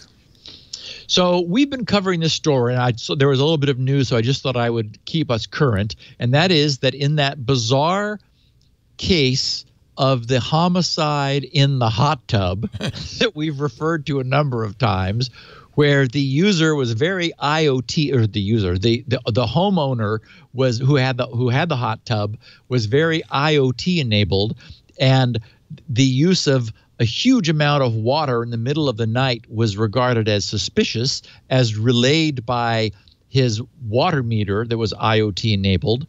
We will recall that Amazon was refusing under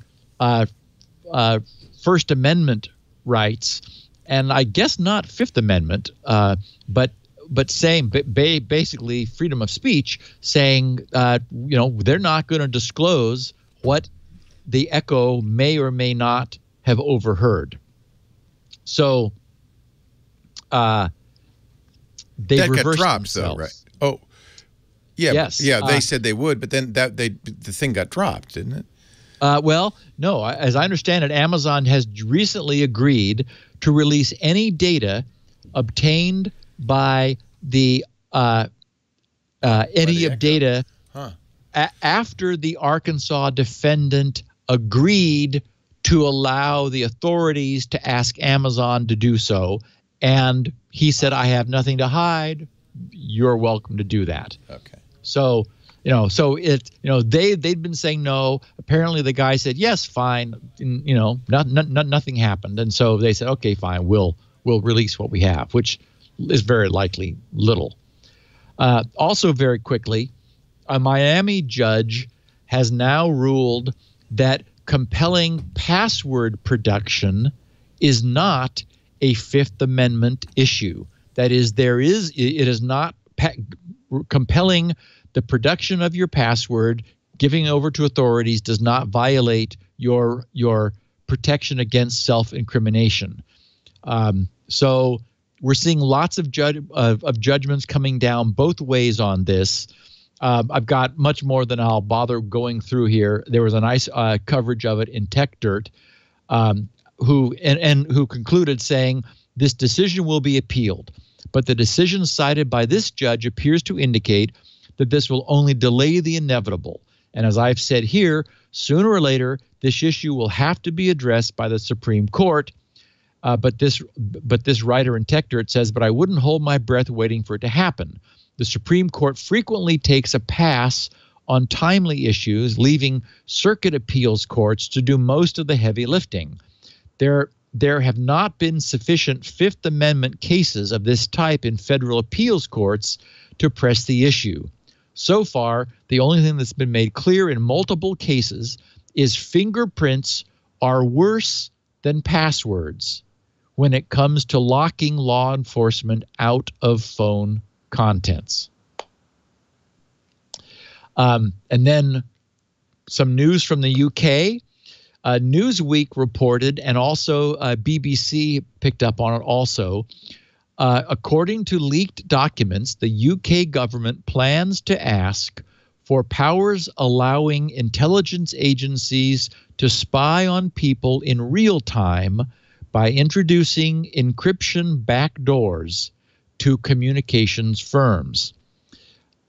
Privacy advocate organization Open Rights Group obtained a leaked copy of the UK government's draft technical capability notices, called TCNs, regulation, which it has published in full on its website. The document forms part of a so-called targeted consultation into the Investigatory Powers Act, which was brought into law last year, meaning it has not been publicized to the tech industry or the public.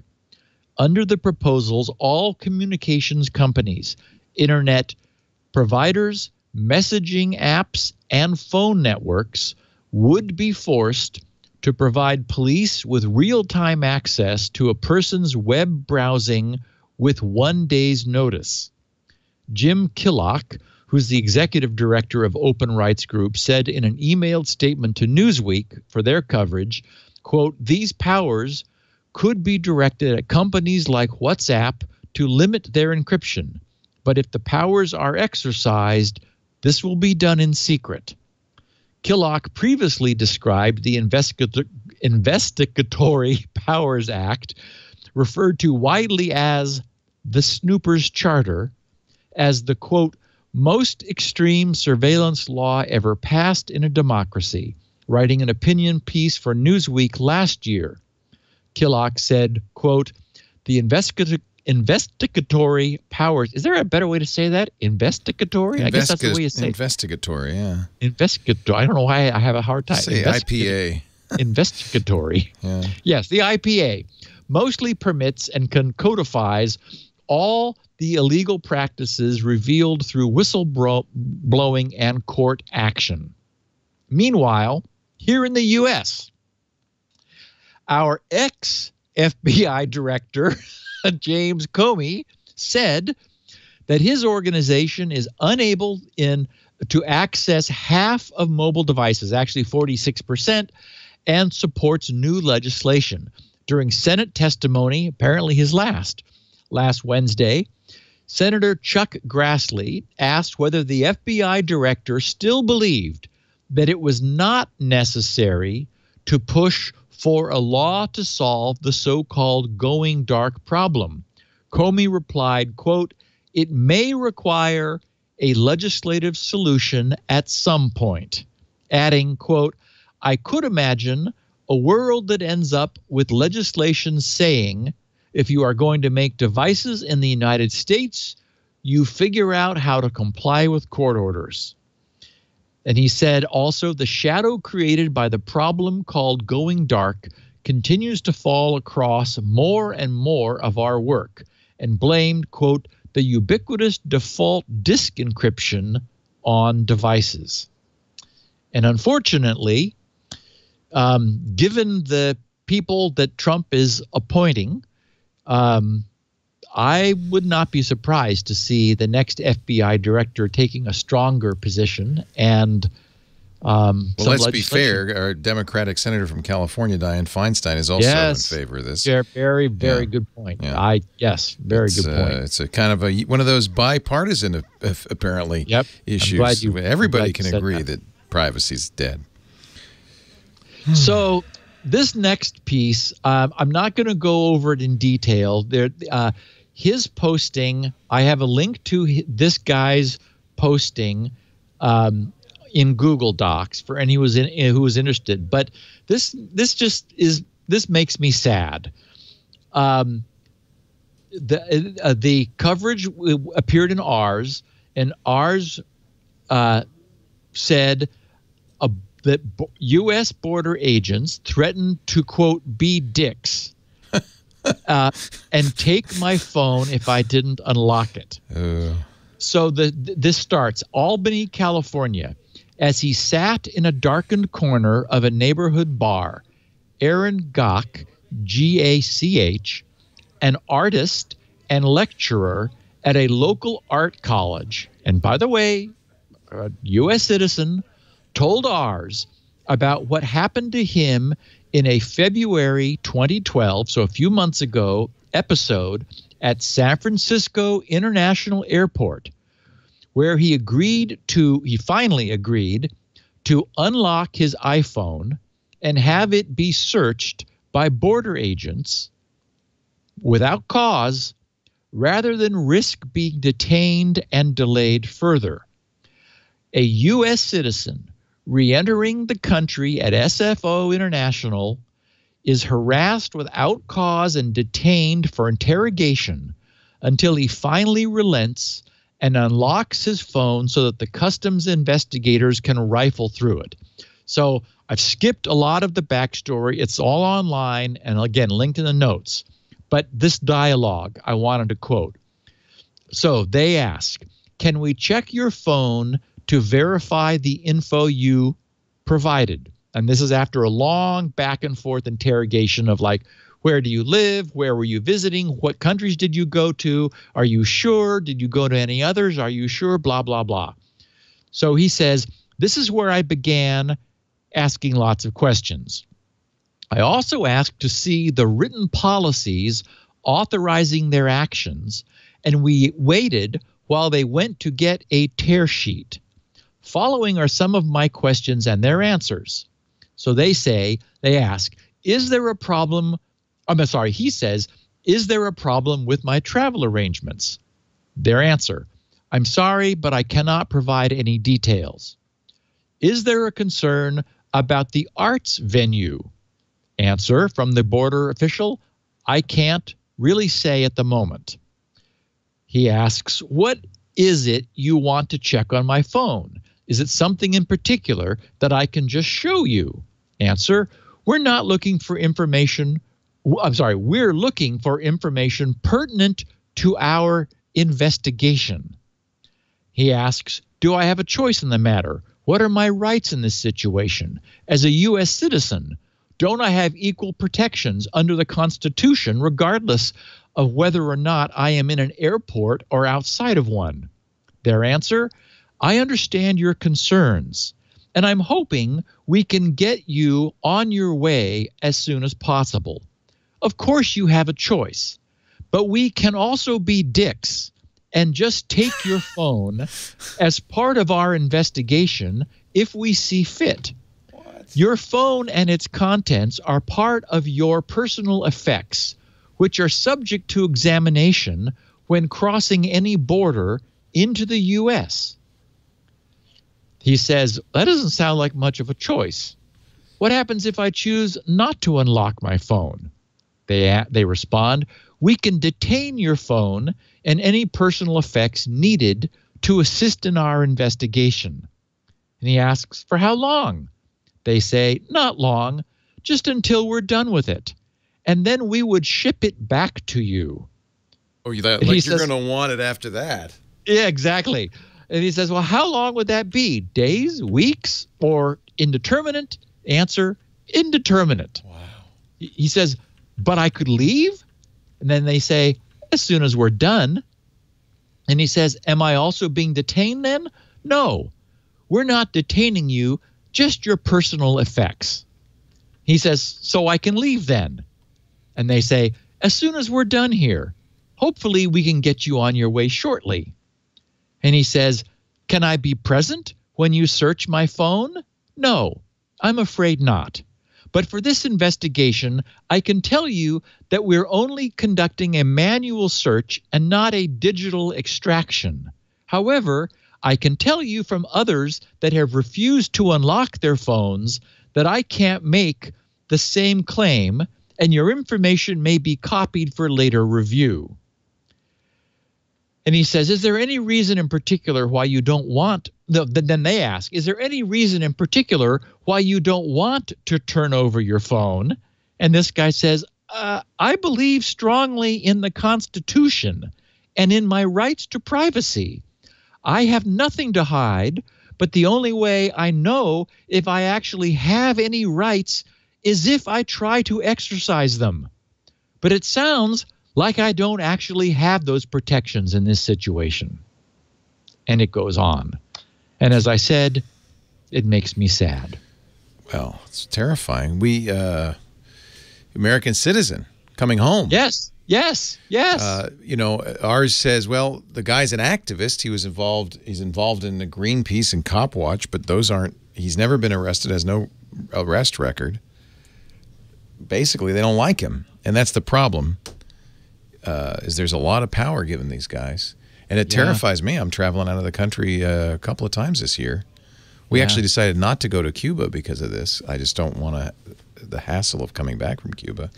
Yeah, he also in his story, he had a laptop in his luggage. And although it was protected, there was information that it was not backed up. So he had information that he wasn't willing to lose if he continued this. And they started going through his luggage, and in order to head them off at the pass before escalating this, he finally capitulated. The guy's not a terrorist. All right. Right. He's an American citizen. Yes. I don't understand this. We have a lot of visitors, international visitors, and fairly frequently they say, yeah, I'm carrying a burner phone, or I was very careful to wipe. I talked to somebody yesterday. I was very careful to wipe my phone before I got off the plane because of stuff we've talked about. But we should point out most people, I mean, it's a very small percentage of people that this happens to.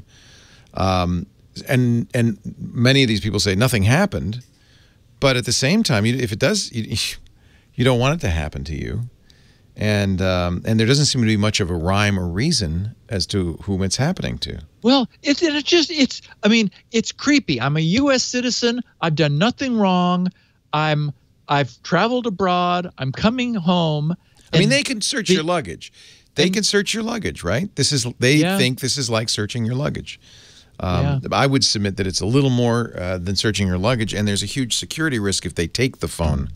Yes. And I mean, basically, if I give them I'm not going to bring an expensive phone out of the country. No, I think that's exactly right. I think you either back up your phone and wipe it, and you travel with it like that. So they say, can we unlock your phone? You go, yeah, here, sure. I don't even have it protected. Here, just turn it on. It's unlocked for you. Yeah. And then when you get home, you wipe it again, and then you restore from backup.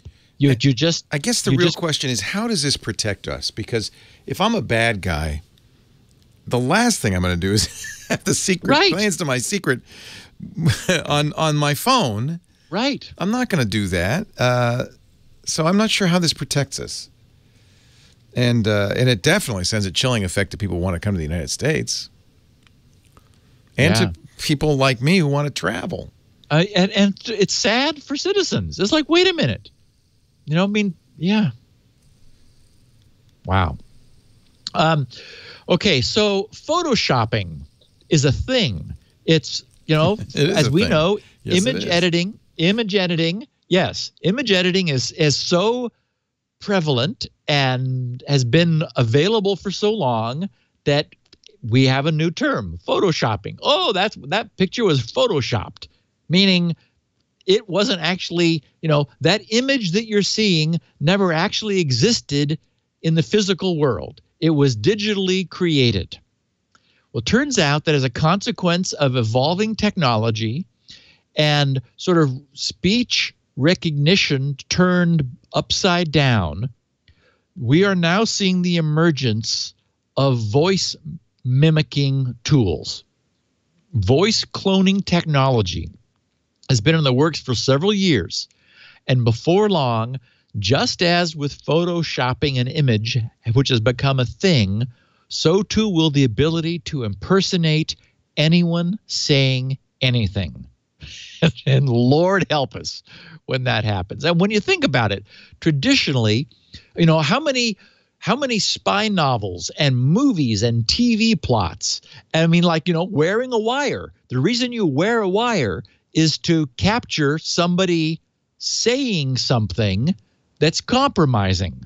And, so you pat down, are you wearing a wire, blah, blah, blah.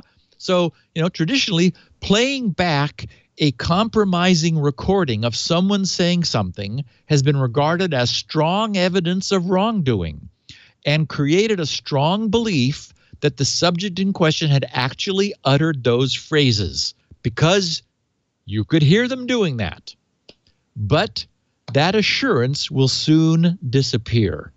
Apparently, there is already some software to which you can feed some chosen words, very much like in that Mission Impossible, one of the recent ones where somebody wanted to capture someone's voice, so they restrained him and said, read this card, and it was a nonsense sentence, but the point was that the sentence contained expressions of all the various phonemes that were required in order to then synthesize that person's voice saying whatever they wanted to. So anyway, I just wanted to put it on our radar. I expect before long we will start seeing our late night comics no longer having to chop up things that people said and in order to create out of context funny things, but actually just be able to synthesize someone's voice saying whatever they want. And so we lose, just as we can no longer believe an image, believe what our eyes tell us in an image, we won't be able to believe what our ears hear, because it could just be somebody, that was digitally synthesized. I did want to give a caution to anybody who may have recently downloaded or updated their version of Handbrake for the Mac. Handbrake is a very popular DVD ripping and media transcoding app. Popular because it's just a GUI and it's robust and very simple. I used it years ago, because when I wanted to copy DVDs that I owned for my own purposes, of course, for fair use, and it's great. But over the weekend, one of the official download servers, download.handbrake.fr, was compromised, and version 1.0.7 was made malicious. So it's the actual Handbrake from the actual server is actually bad. So if you don't have 1.0.7, you're okay. If you do have it, you could take the fingerprint of the file, the SHA1 checksum, and in the show notes, I show the checksum and some simple instructions for making the checksum. For example, if you open Terminal in a Mac and just type SHASUM space, and then drag the handbrake.dmg file, drop it in the terminal, that enters the path to the file at where the cursor is in the terminal, and then hit enter, and it'll show you the hash. And it should start out 0935A43. If it does, that's malicious. So I should have said it should not start out 0935A43, because if it does, it's malicious. So anyway, if you didn't download Handbrake recently, don't worry about it. If you've got 107 and did download it recently, you want to make sure you didn't get a bad one. 2 bits of errata. Many people pointed out our funny video from last week that was not the Cookie Monster. Apparently, I guess it was an early version of the Cookie Monster, or maybe the Cookie Monster was derived on Sesame Street from this monster on the Muppets show. But this was a Muppet monster. Cookie Monster was blue, so a different color, and did not have teeth the way the monster we showed last week did. Anyway, a number of people said, I'm sorry, Steve, but that was not the Cookie Monster. Well, and also, people also took exception to my referring to emojis as yellow Smurfs. They said, Steve, Smurfs are not. They said this in the chat room, and I chose to ignore it. Yes, Smurfs are not yellow. Smurfs are blue. Oh. And several people suggested that maybe Simpsons are yellow, so they were Simpsons. Well, what I meant to say, of course, was that they were Smurf-like, but yellow in color. But I didn't make that clear. So it doesn't matter. Yeah, I know. This is fun. Turns out, all memory leaks are not necessarily important, Leo. Now, we know memory leaks are caused by the allocation of memory, which is not then freed after it's no longer required. So, for example, a program might explicitly allocate some memory for some purpose, like a buffer to receive something. And if it forgot to release it back to the operating system, then when like another buffer came in, it might allocate another buffer to receive a buffer and not release that. Over time, that leaks memory. All of those successive buffers are asked for from the operating system, and eventually the OS will run out. It'll say, I don't have any more. You've got it all, because it wasn't being released after use. Then there's also automatic allocation, where a fancy language, for example, does dynamic memory allocation. For example, JavaScript has that, where you just use things, and it's up to the language to figure out, oh, look, he's not using that anymore, and it frees it. So you hope that the dynamic memory allocation or the automatic allocation is working right.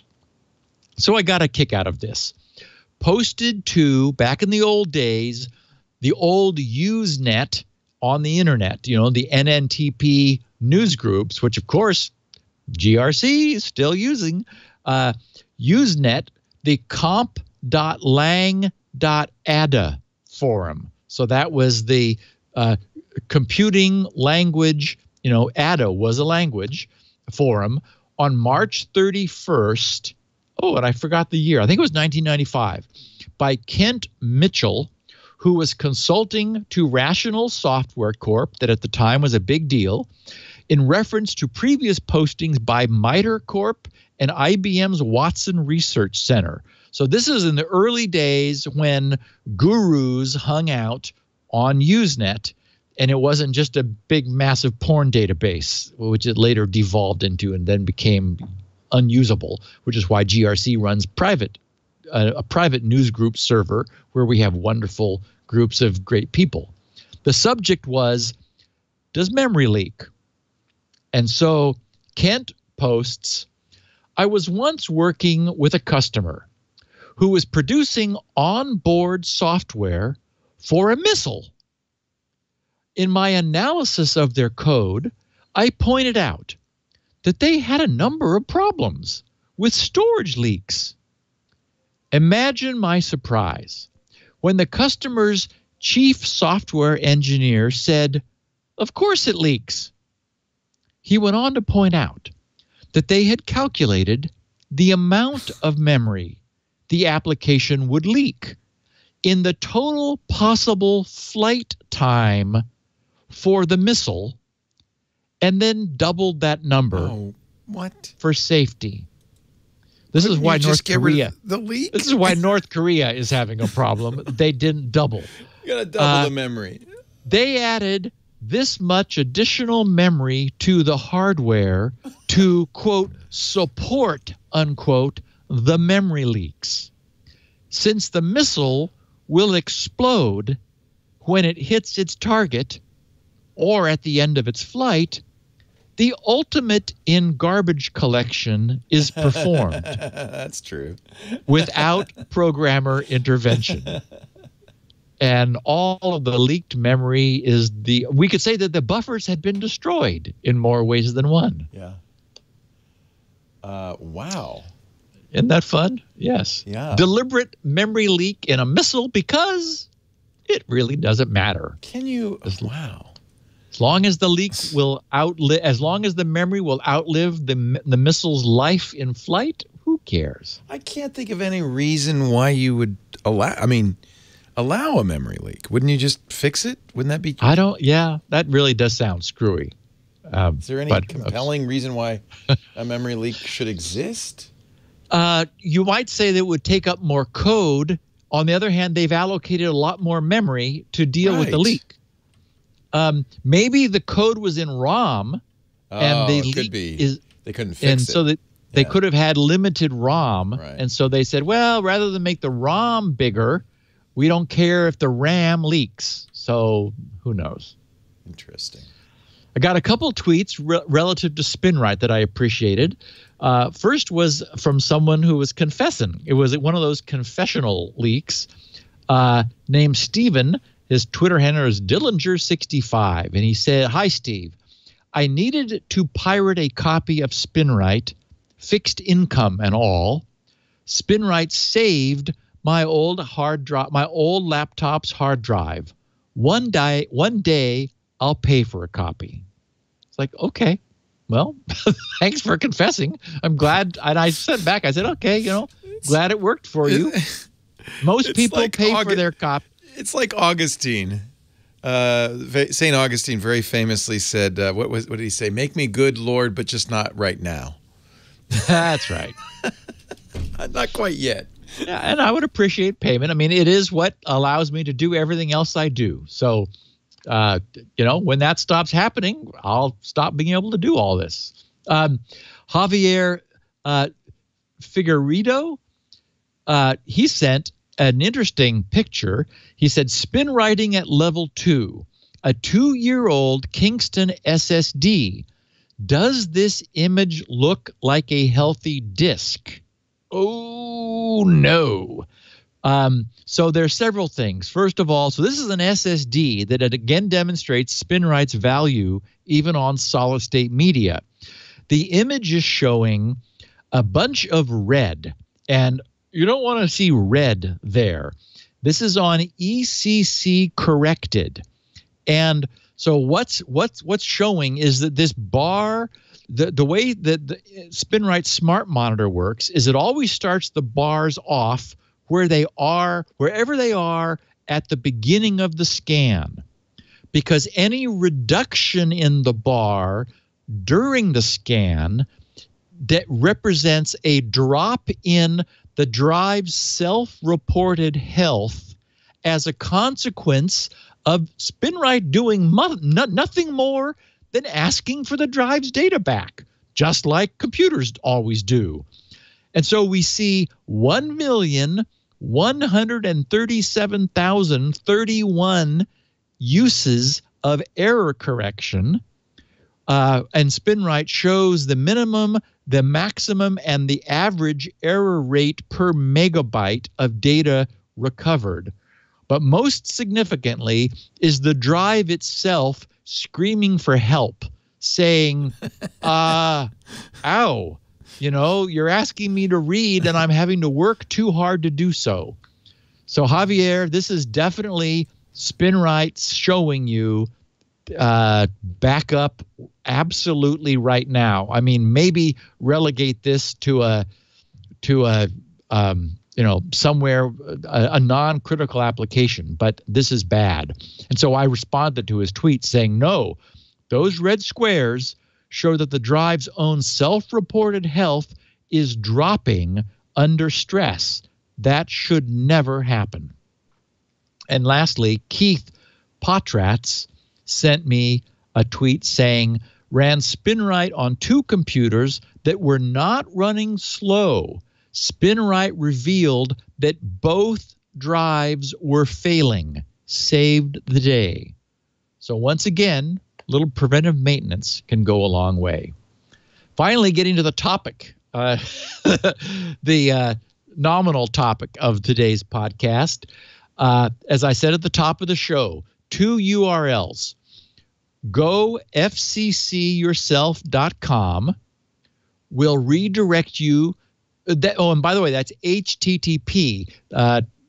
John Oliver and company at his last week tonight with John Oliver did not do an HTTPS secure. They didn't get a certificate and so forth. So it's just put in your browser, go FCCYourself.com.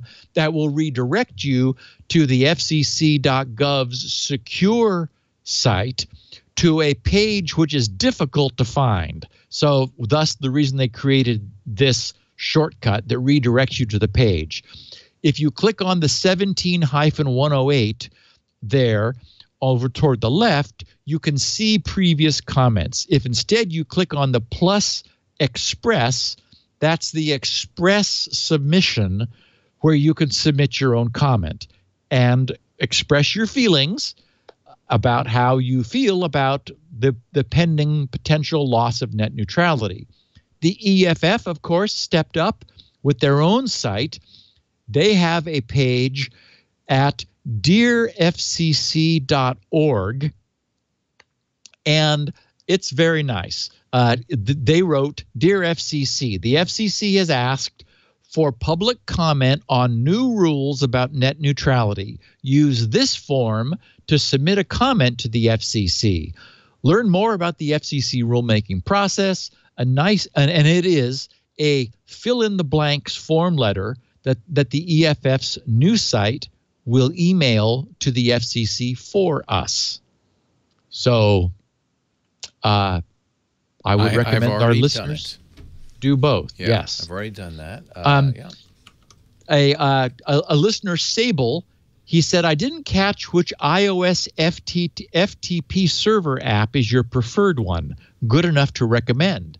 And I would say yes, with the caveat that you not leave it serving all the time. As I mentioned when I talked about it, I turn it on, I pull a file from an iOS device, and then I turn it off because that's not something you want to leave on.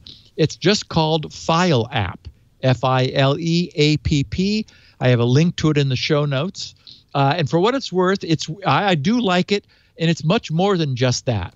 They describe themselves as File App being a file and documents manager for iPhone, iPad, and iPod Touch. File App reads many file types such as PDF, Office, documents, and plays multimedia contents. Will let you store files and folders on your iOS device just like Windows Explorer or the Finder on the Mac. Does USB file transfer to Mac and PC using DiskAid or iTunes file sharing. Offers robust wireless file transfer, which is username and password protected via Wi-Fi, and has both an HTTP and an FTP server.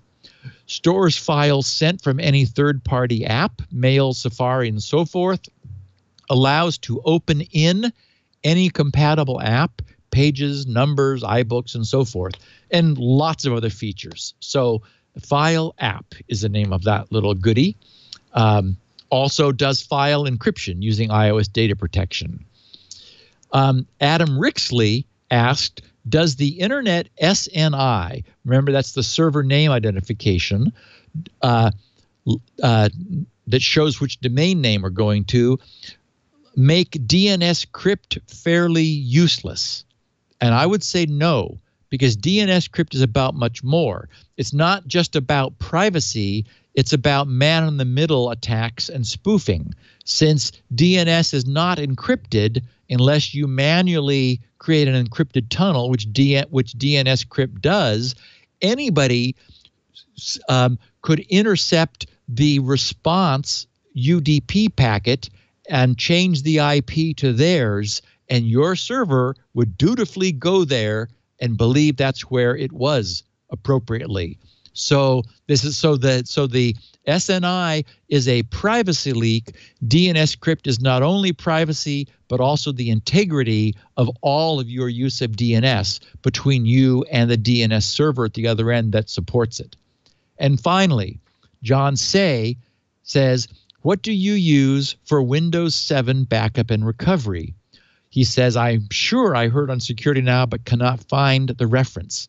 And I wanted to mention it to you also, Leo, because over the weekend, you mentioned the previous one that I used to like. Because I can never remember the one you like because it's such a generic name. It's Disk Imager. Image for Windows. Image for Windows. All right. Yeah. So I mentioned Drive Snapshot. Yeah. Yes, I used to like Drive Snapshot, but Image for Windows is HTFS aware, or HFPS. I forgot what it is. NTF. I started off with the wrong letter. Yes, NTFS, which Drive Snapshot wasn't. So Drive Snapshot, for example, had to now, especially nowadays, where we've got. It only knew about FAT32, so you would have to break up an image into multiple multi-gig files, whereas Image for Windows is fully aware. It's bootable. They've got a bare metal version, so you're able to like image from the hardware. Supports Linux and like all kinds of features. So, and it's like $38 for like all flavors of all OSs. So. Image for Windows, made by Terabyte. Gotta remember that. Image. Those are my guys. Image for Windows. Okay. Are we done? You just stopped talking. It's 4 p.m. and a 2-hour and 20-minute podcast. There is no pressure to make it shorter. Just a couple of things. I did check, and the apps manager in Android. This is. Samsung's version of it, but the apps manager in Android does let you do granular app permissions. So if you have an app that has access, let's say, to the microphone, you can go right to permissions, and they've got switches, and you can turn it off, Nice. And it won't, presumably won't break the app unless for some reason it decides, the developer said, well, without listening to what you're doing, we don't want to give you a free app. And I know our listeners, like turn it off until it complains, and then decide if you want it back on. Exactly. So they do. It asks for permissions up front, but it's nice to have that granularity, and that's in the settings for Android under apps. You can look at each app individually and control that. So that's a good solution. There was something else I wanted to correct, but I can't remember what it was. But that's okay because we'll get emails and have to fix it next week. It wasn't you, it was me. I don't remember what it was. We do this show every Tuesday, 1:30 Pacific, 4:30 Eastern. Sorry about that laptop lid in your face there. I'm updating Windows. I'll just rest my chin on it. Yeah, I'll put it right there for you. We do this 1:30 p.m. Pacific, 4:30 Eastern time. That's 20:30 UTC. You can watch live, and usually the streams are good. We had trouble with the YouTube stream today, but that's all right. We're restarting as soon as the show's over, everything. And so you can find that at twit.tv/live or youtube.com/twit or ustream.tv/twit or twitch.tv/twit. We love it if you watch live, and if you do, you might as well be in the chat room at irc.twit.tv. It's very helpful and a fun and a nice place to be. But, of course, if you can't be here, you can get on-demand versions of the show. Steve has on-demand audio plus transcripts. And somebody in the chat room said, now, will Elaine understand that when we're talking about a NIC, that we're talking about an NIC, not an NICK? Oh, you bet she will. Of course she will. You bet she will. That's why it's, having a pro makes a big difference. So if you like to read along with the show, grc.com. And while you're there, would be a good time to erase your debt to society and buy a copy of Spinrite. That's there, as well as many free things, including Squirrel. Improve your karmic balance. That's it. Forget the debt to society. Just what are you going to say when you meet Kerberos at the gates of Hades? I stole Spinrite? Oh, I don't think so. So that's where you do it, grc.com. You can join us at our website, twit.tv. We've got audio and video of the show. But the best thing to do, is subscribe. Because this is one of those shows, you just want the complete set. Get all 611 episodes and enjoy them all. And the best way to do that is to subscribe. Find your favorite app and subscribe to the show. There's plenty of Twit apps and podcast apps and Stitcher and Slacker and Pocket Cast and Overcast and all of that. Steve, as always, a pleasure. Thank you for all you do for all of us, and I will see you next week. Okay, my friend. See you then. Security now.